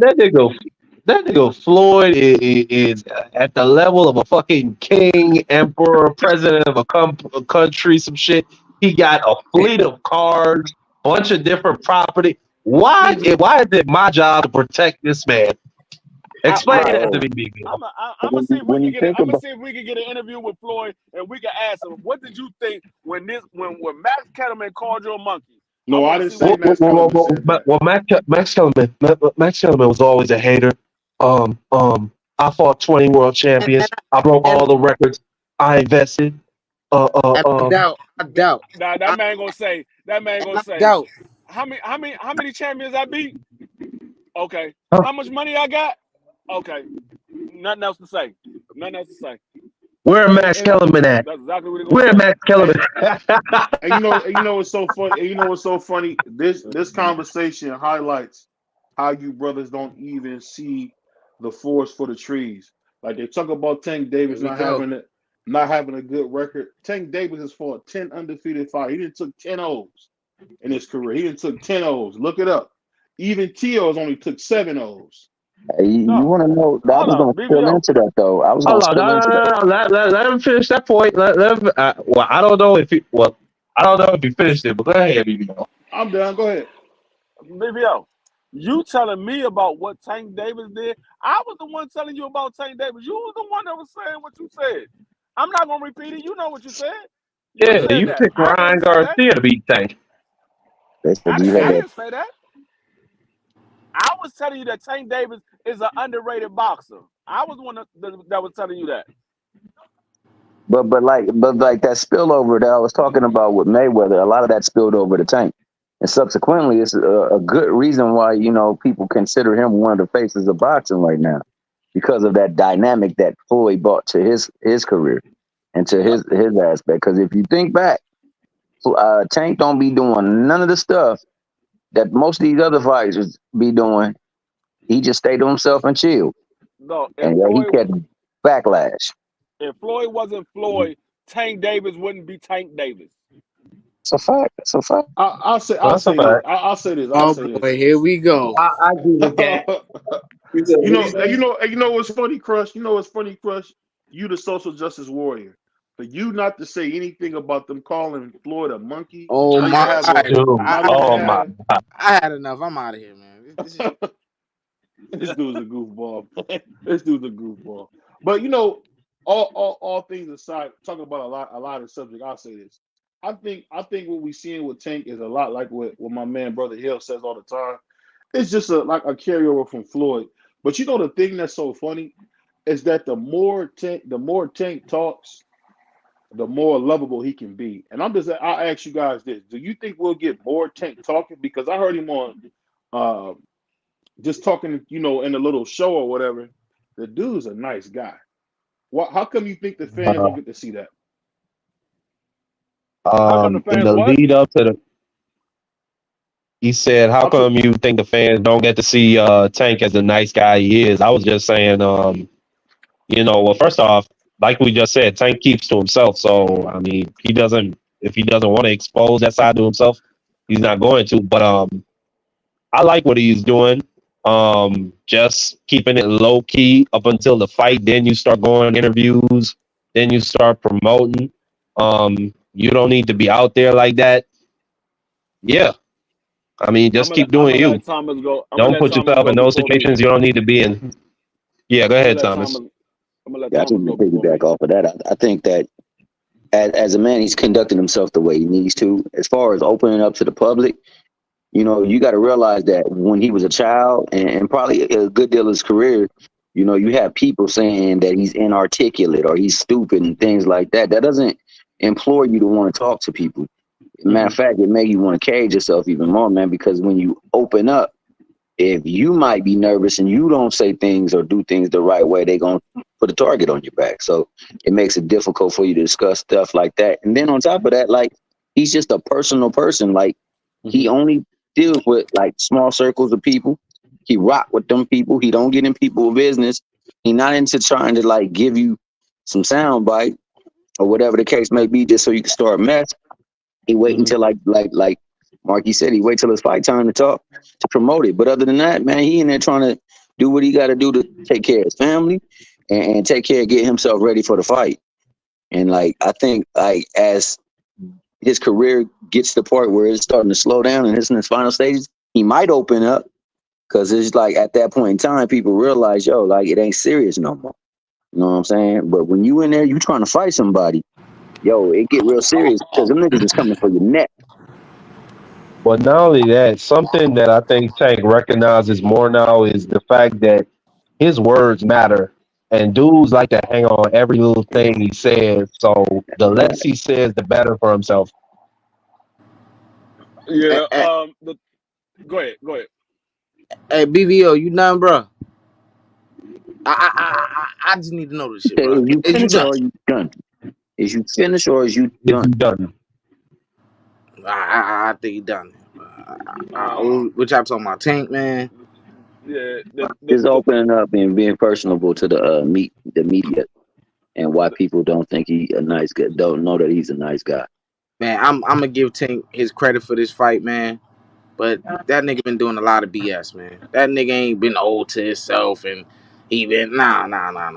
That's not how I see it, bro. Cause I calls it how I sees it. X, yeah.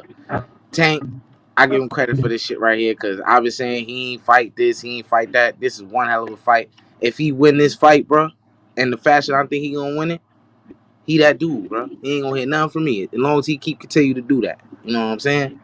But I ain't forget about the BS this man been doing, bro. It's the BS. That man ain't just been walking on flowers, man. Let's stop the BS now. Come on, bro. Come on. It ain't BS when you realize what it is. And I don't want to bring up the man personal and all this stuff, bro. But this man ain't no angel, man. Which one of us is? It ain't BS when you realize what it is. Like I said, I mean, as long as you being a law-abiding member of society, you could do what you want in your personal life. I ain't got no problem with it.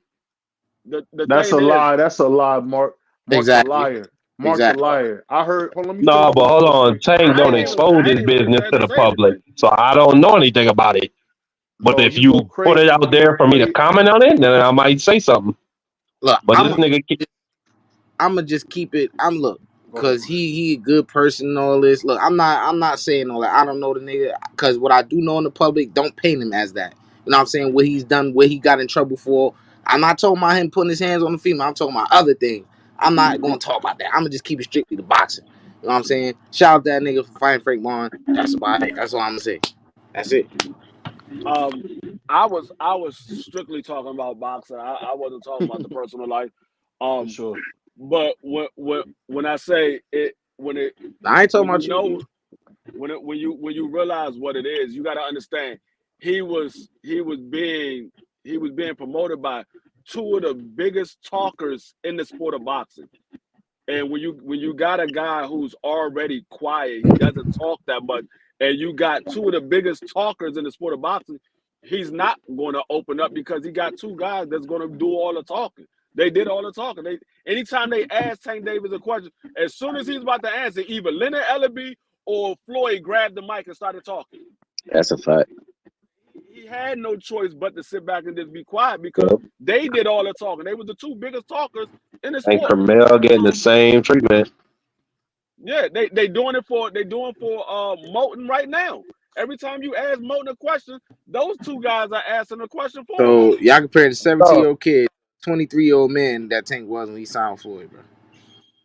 I get what they saying. There are parallels to where Carmel Moulton and Tank kind of get shoved aside, just like when Floyd wanted, I guess, proceed to pee on a reporter live and say, hold on. How many champions I beat? How many I this? How many of that? After the man just had his first fight, had to be about Floyd. And that's the thing that I've heard from a lot of people. It's got to be about Yeah, that Floyd. was a terrible press conference. Terrible. Yo, but then on that, man, like, say for instance, you get signed by Floyd X. You 23 years old. And the nigga was talking to you. And that nigga Floyd over there interject. You gonna be like, nigga, shut down. This is my opportunity. Lay low. No, that's your boss. I don't care what you say about the promoter work for the fighters. No, they don't. That's your boss. Our boss, they ask you a question. Your boss grab the mic. You're not that gonna say, motherfucker invested money in you. Yeah, they put big time money. You're not gonna say, "Give me the mic." You're gonna stand back and let your boss talk. Look, I'm not. Look, man. Let me tell y'all this, bro. And this don't even. This is kind of relative to the. But I'm not signing. You know what Floyd do? Floyd, when you not really that guy, like if you're not a Tank Davis or Camille Moore, what he do is he give you a slave contract. He give you all this big ass money up front for you to sign your name over, and then the rest of your career goes to the shit. You see what happened to Rich Stitches, nigga? Where the fuck is what's the name at? Jaleel Hackett. He ain't been on TV since. He fighting probably, yeah, but he ain't been on TV since. You know what I'm saying? This what the nigga do, man. So Jaleel Hackett got $200,000. I wouldn't even dare sign with Floyd. You know what I'm saying? Top rank is out you forgot to bring everybody up that he got $200,000. I'm just saying it's worth. No. I mean, you speak well for yourself, but if he's over there jumping on top of you, are you gonna tell a nigga like Adrian Bro say, that further proves my point that that's your boss that's talking. You're not gonna tell him to give me the mic. That's your boss. You saw what he did to other people that's in your stable. You know what he does, what he's capable of. So you're gonna step back and let him do the talking. You're not gonna interject. You're gonna let him talk. You know what he can do. That further proves my point. Hey, X, the thing you got to remember though. X, oh my God! I'm gonna let you go. I'm gonna let you guys want to say this. The thing is, he gave Jaleel Hackett and he gave Africa money up front. You can't cry if you take the money. You can't take that money all the time.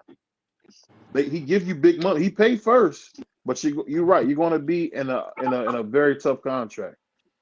But he does pay those guys up front because I remember seeing Africa and Designer back in the day. I don't know what he did with that money, but yeah, let's go ahead. Man, I ain't got nothing to say, man. Hey, look, man. Look. Y'all know, bro. Y'all know. Okay, well, go ahead, D3. No, I was gonna say. I mean, it is what it is. I mean, like I said, if the man gave you a contract and you didn't have a lawyer to be able to read the contract over and you were just quick to get that money, you signed it. I mean, that's your own fault that you signed it. I mean, we talk about all these people that Diddy's supposedly got over in the contract. They didn't read the contract. They didn't read the contract. They sold all their rights over to Diddy, and now they want to try to get their daggone their rights. No, you sold it to Diddy. You signed it all over to Diddy. So that's how you got you did it, and he took all your daggone your. Can I ask you this free? Can I ask you this free? How come you talk about Diddy, right? But I haven't seen you bring up Daniel Snyder. Nobody brings up Daniel Snyder, dude from Nickelodeon. But everybody wants to bring up Puff, man. Who? I think it's crazy. This shit is crazy. Daniel Snyder, the dude that did all that stuff to Nickelodeon. You talking about the one that we ran up out of DC? No, not that Daniel Snyder. The Daniel Snyder that was executive you talking about over Daniel at Nickelodeon. Cunningham? No, the one from Nickelodeon. How do you I don't. expect I to don't. talk about No, somebody he don't even but what? I don't know nothing about Nickelodeon because I don't watch Nickelodeon. like? Come Yeah, like who cares what pedophile's name D3 uses for the example? Like, why does that matter? I don't man, watch like, nothing. man. I haven't watched Nickelodeon since I was 13 years old. Nigga, I don't watch Nickelodeon. You're a funny dude, man. You're a funny dude, baby. Hey, I'm look, telling you, man. man. Look, man. You're hilarious. D3, what was you saying? Cause I forgot what you said because he just took it to the whole nother island just now. I was listening to what you were saying. Choose my brother A1. Go ahead. He talking about some damn Nickelodeon. I don't know nothing Oh, about took it to a whole other island. Go on. My kids don't even watch Nickelodeon. How would I know anything that's going on with Nickelodeon? I don't know nothing about that. A1 know who Daniel Snyder is, the dude from Nickelodeon. He knows who he is. Well, A1 got small kids. I don't have no kids that watch Nickelodeon. This dude was doing this stuff back in the early 2000s, late 90s, man. When we was all like 8, 9 years old. Oh man. No, the early 2000s, the mid 90s. I was a mid adult, or actually in the early 2000s, I was an adult. My first son was born in 2000. I was 24 years old in 2000. I wasn't watching Nickelodeon then. Oh, name. Wow. Yeah, I was born in 2000, D3. Yeah, my son was born in 2000. I'm old enough to be your father. Free. My oldest son was born August 14, 2000. August 14, 2000. That was my oldest son. That's beautiful, man. Yeah, man. So what you about to say? You live to the age of 48, man, D3. That's amazing, man. I hope to be 48 one day. Damn, Gina. Hey, but yeah, I just think that like you said my kids don't watch Nickelodeon. I'm just saying you got young kids. You might stumble across Nickelodeon. I don't even remember the last time I seen Nickelodeon on TV. To be honest with you, I don't remember the last time I seen it on TV. I think that everybody gets painted in a negative light, especially the darker your skin is, the darker your skin tone. Oh yeah, I definitely know about that type of shit. Yeah. So Go ahead. We was talking about Tank Davis and boxing. You talking about damn Nickelodeon? Yeah. But I mean, I hear what he's saying. Like, why is it acceptable for some people to do atrocities, but other people they like scum of the earth? Hey, like we haven't even heard nothing that Puff did. Go ahead. I'm gonna tell you. My bad. Let Tommy go. My bad. No. D, go ahead and cook. D and then the X. Okay. Well, the thing is, the reason why Diddy is getting dragged the way he is because Diddy was one of those black men who thought they shit those things, and they had to let him know you still black. When we can't make money off you no more, we're gonna show you that you still black, and that's what it is with Diddy. They're not making money. When Diddy was at the highest of his career, Diddy was able to do it. He was able to do anything. He was beating charges left and right. He was able to do whatever he wanted. Now that they can't make money, he's not big in the industry like that. Now they showing you just like everybody else. That's the reason why. And we already know those other people are going to get swept up under the rug. We see it time and time again. They're going to get swept up under the rug. It's not going to be a big publicity stuff for them. Let me help you out, D3. The main reason why, it's nothing wrong with what you said, but that's not the main reason behind it. That's not the root reason why he's in this turmoil. What happened was just like they all do our people when they get there, they think they equal as them motherfuckers because them motherfuckers let them in. What happened was there's a lawsuit that's going on between him and the De Leon liquor company that made the Ciroc shit. So Ciroc had gave Diddy endorsement and shit, and it's because of a lawsuit. So the whole thing, to make a long story short, how dare you bite off the hand that feeds you, or you spit in the palm of the hand that feeds you, and that's what's going on with Diddy. Diddy filed the lawsuit against the company for discrimination and everything, but it's a whole lot behind it. So that's the real reason why, once you turn rebel on the industry, or you decide you no longer want to open your gates. You know what I mean by that. I don't want to be too explicit tonight. Try to keep it a little more professional. This is what happens. So it ain't like Diddy is a damn victim. And D Free, I have to go back and I agree with you with people not knowing contracts, but goddamn, this is the average human being. How many people that sign contracts have took the time to even study contract laws, or even wonder about even afford a fucking contract lawyer? So even with that being said, that still don't mean that you do a motherfucker like that because they don't know what the fuck they getting into. If you really for your fucking people, you wouldn't fuck them over like that when you put him down, and he fucked over a whole lot of people more so than beside than fuck them. So whatever fuck he gonna do, that's the fuck on him. I ain't got no sympathy for the fucking boy. None, because he ain't innocent in nothing. This is what you get when you get down with them motherfuckers, and then you'll learn how to get away. This is wrong with our fucking people. Then when you get in there, you dancing around so long. Then when you get in position where you don't need these motherfuckers no more, you still laying in the bed with that fucking hoe. Well, you should have just left, for you sleeping with the enemy, sexing with the enemy, and all that shit. And then you want people to be by your side. Why the fuck you think ain't nobody come out? All his fucking friends, Diddy and his friends, Diddy's and the family friends. Ain't nobody come out defending this motherfucking dude because he done fucked so many people over. He done kept people fucking goddamn publishing, bro.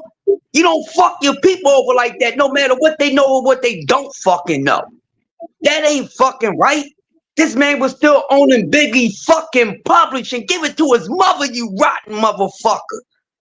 He just started giving these people they shit because he knew the shit was coming for his fucking ass, and everybody fell for his little clickbait when he came out. Oh, all of a sudden he want to be pro fucking black. Get the fuck out of here when you been fucking pro black since day one, man. Get the fuck out of here with this dude. This is why he's in the turmoil, and just like anybody else, when you do dirt, you get dirt, and then when everybody they got everything on you, this is what they do when you lay down with these motherfuckers. Once you in, you can't get out. And then if you're going to get out, nigga, we going to take you out. Michael Jackson, Prince, Whitney fucking Houston, the list goes down the line. This motherfucker ain't no damn exception. Yeah. Like you said, he been getting away. This motherfucker should have been in jail a long time ago for all fuckboy type of shit. This is the reason why, bro. Because now he try to go pro-black. Now I want to be standing up for my people 10 toes down. Now you want to be a Black Panther, but you was a black heifer before. Now you want to change when it's convenient for your fucking ass. Amen. There's your BS thing, man. Don't be up there taking up for this motherfucker with this bullshit. He ain't no different from anybody else, and the rest of them go get it too. Who up next? He's really the spawn of motherfucking Satan. He is just an evil individual to me. When you look at some of the things that he made people do. No, I'm being serious. I never liked P Diddy long face ass anyway. Especially after I found out he had something to do with my man Pop. He had something to do with my man Pop. I definitely don't like his ass. Hey, that nigga told those boys, I signed this contract and I'll tell you. That nigga told them boys, sign this contract and I'll give you the world. And them niggas really went for that. Hold on, Crush. This is no, that's me. I'm answering Crush. Let's keep in mind this, Crush. When Jesus was in the wilderness, what did he tell Jesus? You jump off these rocks, I give you all this. I don't think people understand the allure of the devil is he gives you power that you don't have. And I think the thing is, they talk about Puff having friends.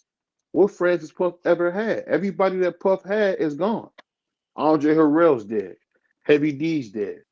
I'll Be Sure was like in a coma for like 3 months. I don't know if you guys remember that. I'll Be Him Sure and was. Aubrey ain't been friends in years, bro. Say it again.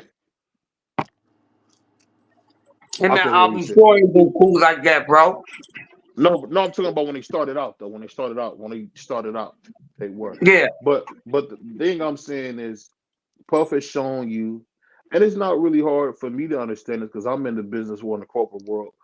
He probably unfortunately sold himself a little bit short to get to where he wanted to go. And people don't understand, to get to certain levels, you have to make a sacrifice. You have to make a sacrifice. There's no question about it. You have to make the sacrifice. Are you talking You about the Illuminati? I don't know what that is. I'm talking about to get certain. I don't believe in Illuminati. I just believe in either evil or good and evil. I It could believe. be taking somebody's life. It could be stealing, or it could be any of one of them things. Have extort somebody. But what I'm saying is, we seen all of these. I To don't, me, all them. some of us Mhm. are Muslim and some of us are Christian. But we seen a lot of these same things when Jesus was in the wilderness for 40 days. And I'm telling you, the devil's job is to give you the idea that he has power that he doesn't have. And that's all that happened to Puff. The reason I brought up the guy, Dan Snyder, the guy from Nickelodeon, is because think about those countless kids who got violated, and because he was under the radar, nobody knew. That's what I'm talking about. We not, it's not a thing about good and evil, man. We fight principalities in high places that we don't even see. Yeah, Like, go ahead. it goes on everywhere. I mean, it happens all the time. It's evil individuals out there because people from Nickelodeon won't be the first, won't be the last, and same thing with Puff. He won't be the first, he won't be the last.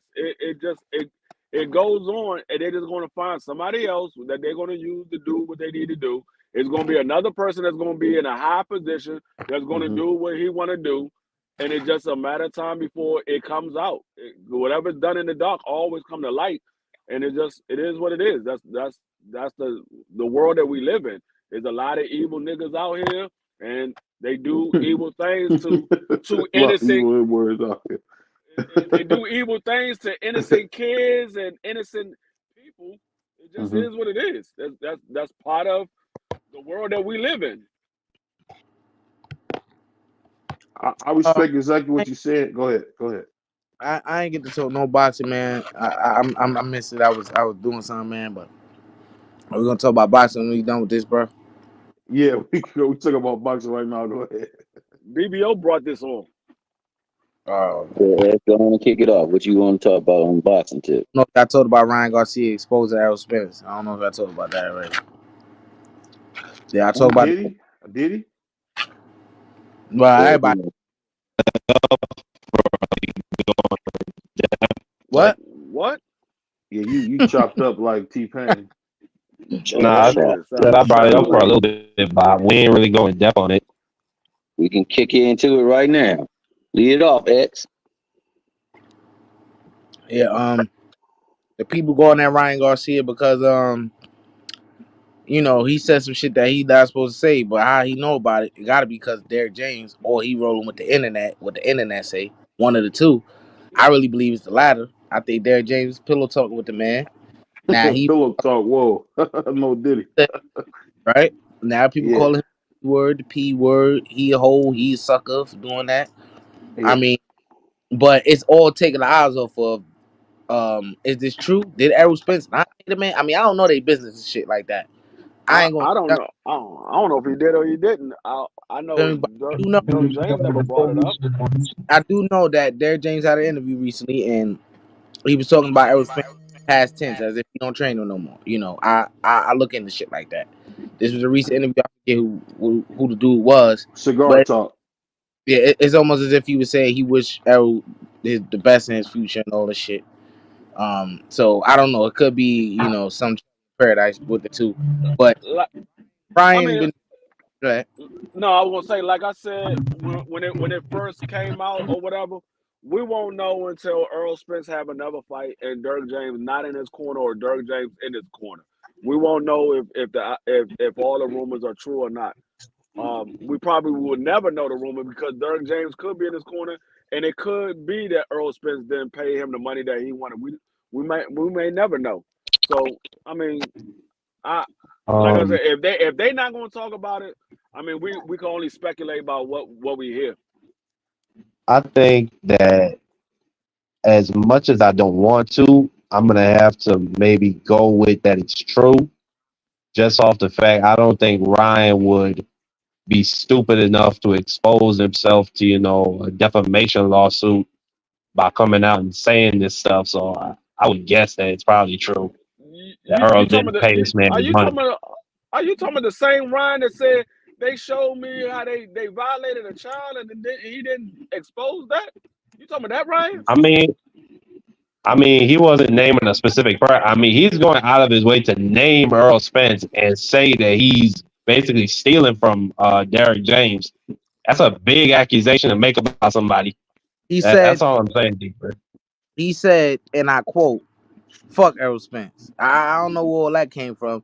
That's between him and Derrick. That's between him and Derrick James, whatever they got going on. Why is you who's supposed to be somewhat cool with the man Errol? Why are you doing all that? I'm sure Errol never disrespected that little nigga, but that's what he decided to do. That's lame shit. That's the only problem. It ain't really lame. It ain't really lame when you see that Derrick James is kind of being like almost a father figure to Ryan. He kind of getting from you can see Ryan's getting what he's always wanted. Somebody to hold him down the way he want to be held down. And you see, I don't know about all that because I ain't in the camp with them niggas. But I do know that what no, I ain't gonna say I do know. I will say what the Arrow do for that nigga to talk about him like that. I mean, is it about the 20,000 you had to pay him? I mean, what? I don't know. Maybe. All I know is Ryan shouldn't even be worried about what's going on between Derrick James and Earl. Anyway, he need to be worried about Devin Haney because you go in there and you sit here and get knocked out by a pillow fist dude. We ain't gonna have to worry about you talking no more anyway. Either way it go, it's a lose, man. But I get what you're saying. It's kind of peculiar, man, to see. And the thing that sucks about this, we gotta freaking speculate. I wish they would tell us what's going on, but that we never seem to get that. That sounds like too much like right. Yeah, I mean, like I said, I don't know until Earl have his next fight. If we see Earl training with somebody or he walking out with somebody, then that's when all the talk is gonna heat up. But until then, we don't know. I don't know what to believe from Ryan because Ryan's been saying so much shit the last couple of months. The last couple of years. Yeah, you don't know what to believe from Ryan. So I don't know if Ryan is talking about is true or not. I will say every once in a while we will see Derrick James and Arrow post a little video of them training on a sparring the pass on them. I ain't seen none. And rumors are that nigga kicked that nigga out the gym and say, "Hey, don't come back." Rumors. I ain't seen no picture. Maybe Arrow working out. I don't know, but I haven't seen no pictures of him. Like you usually do of him and Derrick James working whole week, coming back, and all this type of shit they used to do. I don't see that no more. That's been not. I'll ask you this That though. shit I'll ask you crazy, this. but Why them would they two, they take? like family, bro. They gotta work that shit out somehow, even if they X, let not me ask you trolling with this: each other. Why would he take all of the bags out? That looked like Arrow's gym. The way he had the EJ bags in there, the EJ mitts. Why would he take everything out of there? Well, he did. Yeah, you didn't see he took all the EJ stuff out of there. Oh shit, I ain't see that. The posters, you guys remember the heavy bag set Eric had said the truth on them. Errol Spence, man down. Yeah, I know. The ring. Well, I don't know if he took them all down because he's not dealing with Earl. Go ahead. What go? Go ahead. He took them all down because of Earl not with him, or if he took them down because Earl's not fighting and they getting ready for another fight. I don't know. I don't know how he normally does because sometimes he can take those down because they got another fight going when they want to promote that fight. I don't know. I'm not in Derrick James' gym. I only see pictures when Earl is warming up. If they show Ryan warming up, or if they show Frank Martin warming up. That's the only time that we know what's going on in his gym. We don't never see the actual footage from Dirk James' gym prior to them warming up. So I don't know how he does. Right. I will say With this Tank though. Davis, they take his bag down when he's not fighting. So same thing. I don't know. They don't. They don't, because I seen a video that Noah sent me, who's in that gym. It's clearly Tank's gym. The Upton gym is clearly Tank's seen gym. him take Tank Davis bag down. I seen him hitting the they had a bag of what's the guy's name? Hector Garcia. I just seen one of the fighters that me and you interviewed punching that bag. Damn. Old video when he was getting ready for Hector Garcia. No, what I'm saying is they made a Hector Garcia bag. It wasn't just a post like it used to. It was a whole bag. Listen what I'm saying. Go ahead. It was an old video when he was getting ready to fight Hector Garcia, because when he was fighting Ryan, they had a Ryan Garcia bag up. All I was saying was making a point that the bags are still up at the Upton gym. It still looks like it's Tank's gym. Are you listening? Are you listening to me? Dog, that was an old footage when he was getting ready for Hector Garcia. You're not listening to what I just said. Did you hear what I said? Go ahead. I want to make sure you heard. Did you hear what I said? I heard what you said about it was old footage, but he had a Hector Garcia bag up, a whole bag with Hector Garcia on it. All right, so BVO, did you hear what I said? I said the boxer that we interviewed was just at that gym today, hitting that Hector Garcia bag. Damn. That's what I'm saying. You're not listening to what I'm saying. He was at the gym today, because I just seen Tank Davis training, and there was no Hector Garcia bag in the gym. You're not listening. What I'm saying, the Upton gym, because I don't think Tank's in Baltimore right now. That's not Tank Davis's gym. You missing what I'm saying? He's the star. He's the star pupil of the gym. You missing I said Tank Davis's gym. Here we go. Not somebody else's gym that's a fan of. You just moving the goalpost on some bullshit. At the end of the day, to what I said. I just told you. All I said was the Upton. I'll put like this. So I clear what I'm saying. Listen, the Upton gym. You said Effing's gym. What I said originally, what I said is, I know that Tank Davis take his bags down at his gym, not Effing's gym. His gym. Okay, I'm confused. All I was saying, he makes a new bag for every fight that he had. He has one for Pitbull. He had one for Rolly. He had one for Ryan. He had one for Hector. They take his bag down and get a new bag. You missing what I'm saying? Bags now. This is crazy. Listen, what I'm saying, we agree on that. All I was saying is that usually when a guy is a star of a gym, just like that gym in Miami, I can't remember the name of the gym in Miami, that they still, Ali's been gone since 2016, almost 10 years, and they still got all of Muhammad Ali stuff up there. What I'm saying is that gym celebrates their star people, and what I'm saying, all the bags in the Upton gym have something to do with Tank. So what I'm saying, an old bag, whether it's an old bag or not, that bag was being hit by guys in there. So all I'm saying is Derek took everything that looks like Errol out of the gym. But I don't know what that's about. No, I understand what you're saying, but what you're not listening to is that is not a gym that Tank Davis is work at. Tank Davis is from Baltimore, so yeah, they're going to support Tank Davis because he's from Baltimore. He used to train at that gym when he was living in Baltimore. He doesn't use that gym anymore. So even if Tank Davis leave Kyle Foy and Coach Kenny, they would still have that bag up because that's Effing's gym. That's not Kyle Ford's gym. You're right, Different. You're right. They still have that bag up. They still support Tank Davis. Can I Go say ahead. something? Go ahead. Let me read this comment right quick. I guess my thing is who the F cares if they split together or split. Blue and I don't matter. That's between them niggas and they situation. Only question should be who is EJ next? Who is EJ fighting next? Period. Look, man. At the end of the day, man, it's just boxing talk, man. You know, if this what happened to Canelo, if this what happened to Bud, people gonna be talking about it, bro. I mean, it's unrealistic to think nobody gonna be worried about it or talking about it, or I mean, that just what it is. It's a conversation, you know. That's pretty much it, man. I mean, if maybe they are still together. Who knows? Maybe they not. It's just a conversation, man. Errol Spence is a very popular fighter. I mean, that's something that We're a would be. we're a talk show. That's what we do. We talk. Yeah, I mean, yeah, I mean, yeah. But yeah. Shout out to Errol Spence, Derrick James. Hope everything is all good. You know what I'm saying? Hope they can patch that situation up, that alleged situation up, and just get right back to it, man. I mean, they've been together as a team for a really long time, man. Jazera was 15. Yeah, and another thing, and another thing, man, I gotta shout out to Errol Spence's cousin and them. They out here in New York. Them niggas nice, man. I gotta put respect on their name. One of them named Jacoby Spence, and another one I forgot his damn name, but yeah, shout out to them niggas, man. The Jacoby one, that nigga's nice. He the truth, man. I like how that nigga's He can fight. He can fight. Yeah, He can fight.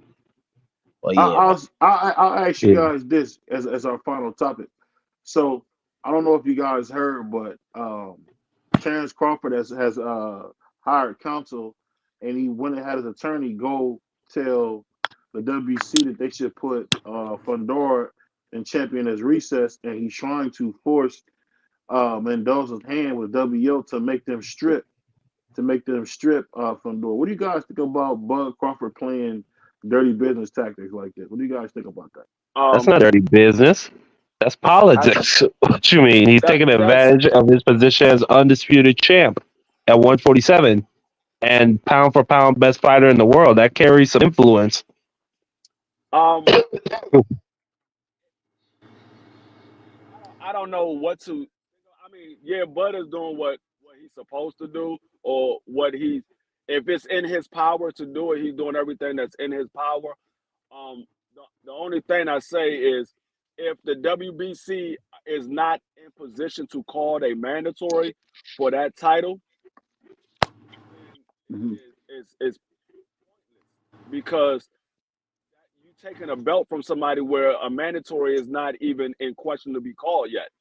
So now, if a mandatory is coming up, if there's a mandatory coming up and he's unable to fight, then yeah, you take the belt from him because the show still must goes on. But if they're not about to call a mandatory, I don't think they should take his belt. The same way I didn't think they should have took those other guys' belt if the mandatory wasn't in motion to be called. Now, yeah, with the Jamel Charlo, yeah, Zhu was in position to be called the mandatory, and he decided to go fight Canelo. So they said, we're going to take your belt. Right. It was supposed to be the mandatory. With the Devin Haney situation, it's kind of the same thing too, because Shakur was in position to become the mandatory. He decided to go to 140 and drop the WBC. If the mandatory is in position to be called, then yeah, they should take the belt. But if they're not in position to be called, then no, they don't need to take the belt because they're not about to call a mandatory. That sounds like a bunch of math to me. Hey, look, hey, I just want to see a nigga fight 154. So I gotta say, man.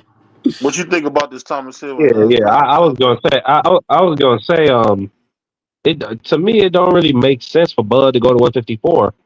Why not go back to 147 and go see about what Eddie Hearn was saying? Go see about that Boots fight, man. Go to the zone. Go see if they got the Turkey Al Sheik has some money for you. Mr. DAZN. 154 will happen. Shoot, let them belts all unify and do what they do. Yo, Margie, you remember when H Money used to call himself Mr. DAZN? Who said? Yeah. JFL? No, nigga, H Money used to call himself that. He used to be like Mr. DAZN. That nigga stupid. I don't see Bud going to 47 unless they giving him somewhere around 20 million. He didn't get that to fight Arrow. Yes, he did. He did. Yes, he did. Why? Because he's a black fighter and the biggest fighter of his career. He can't get more than 20 million. Yep, no, I didn't say 40. I said no. That's what BVO said. I'm not saying that's what you said, Free. Oh no, I'm not saying. It's because he's dark skinned. That's why.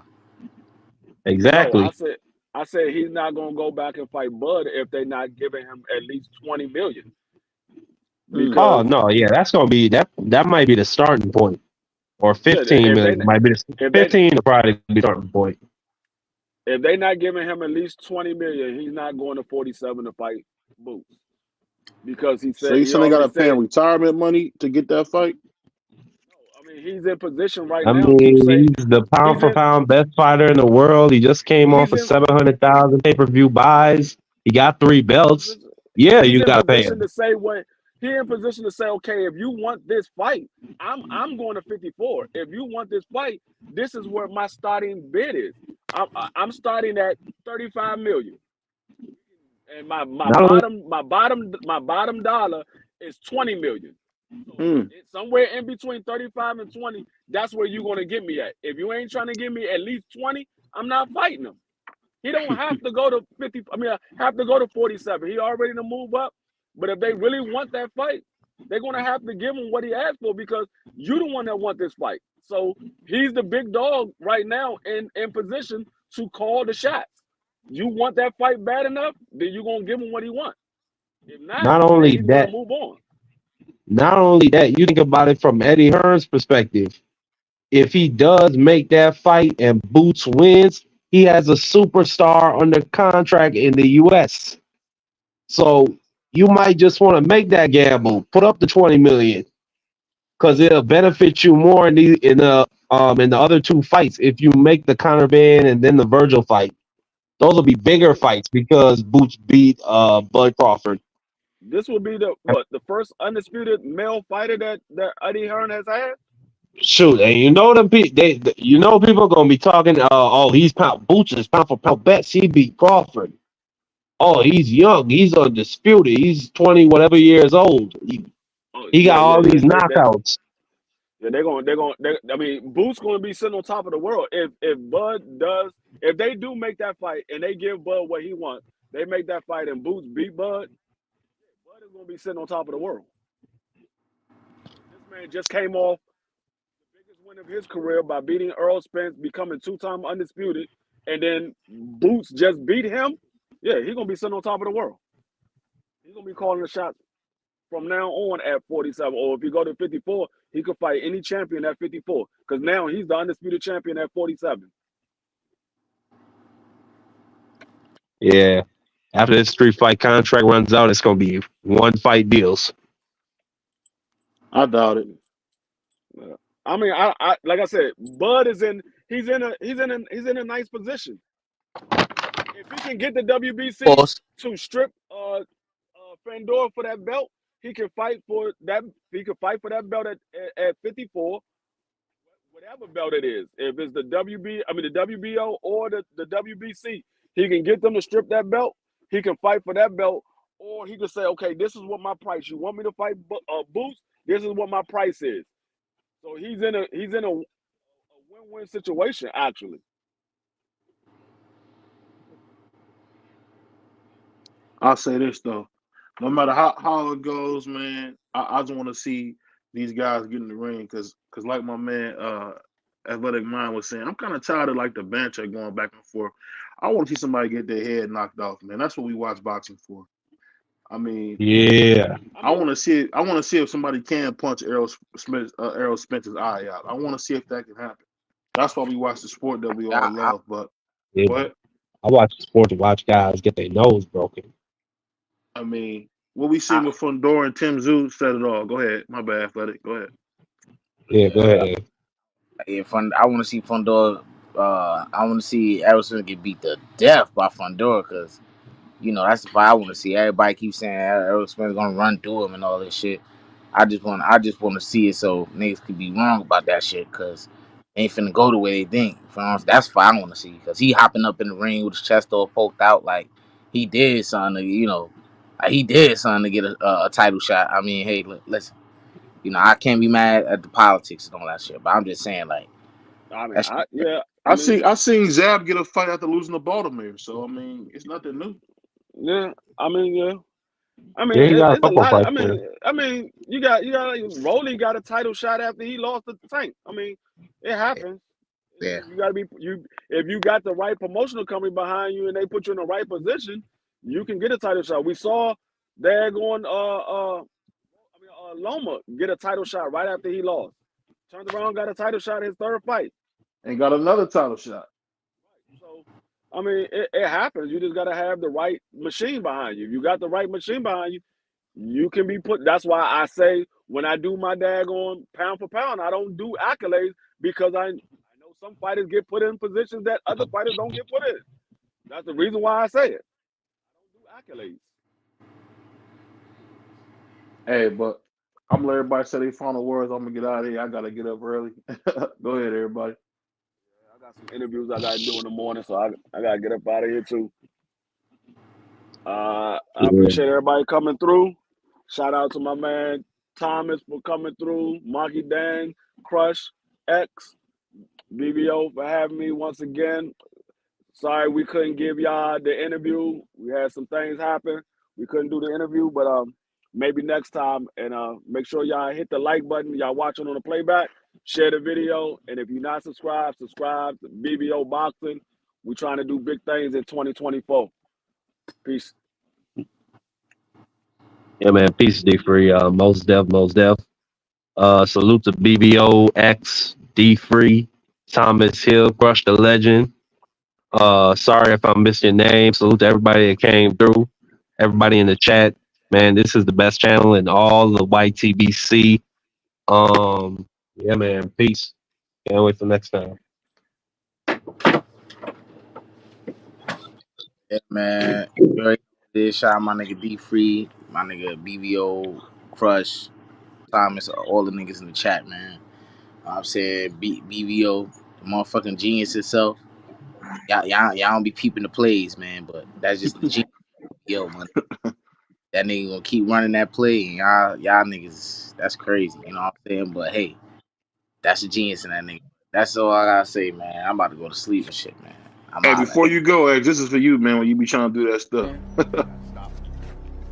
don't like that shit. For sure, bro. I don't like that shit. All right, man. Go ahead, Crush. Hey, yo, man. Once again, thanks for coming through, y'all. Y'all be kicking it with the wolf pack. We are the wolf pack in this bitch. Remember that. I mean, we holler at the moon. We holler at the moon, we die, and we attack the sun. So remember that. So it's always a great bill. BVO, I'm gonna call you on the back end probably sometime tomorrow so we can set the official first coffee and donuts so everybody can be here for that. But it's fight week. If the bet is good, put the money on the wood. Who you like, Dev or Ryan Garcia? But it's always a pleasure. We see y'all soon. All right, talk to y'all soon. Peace.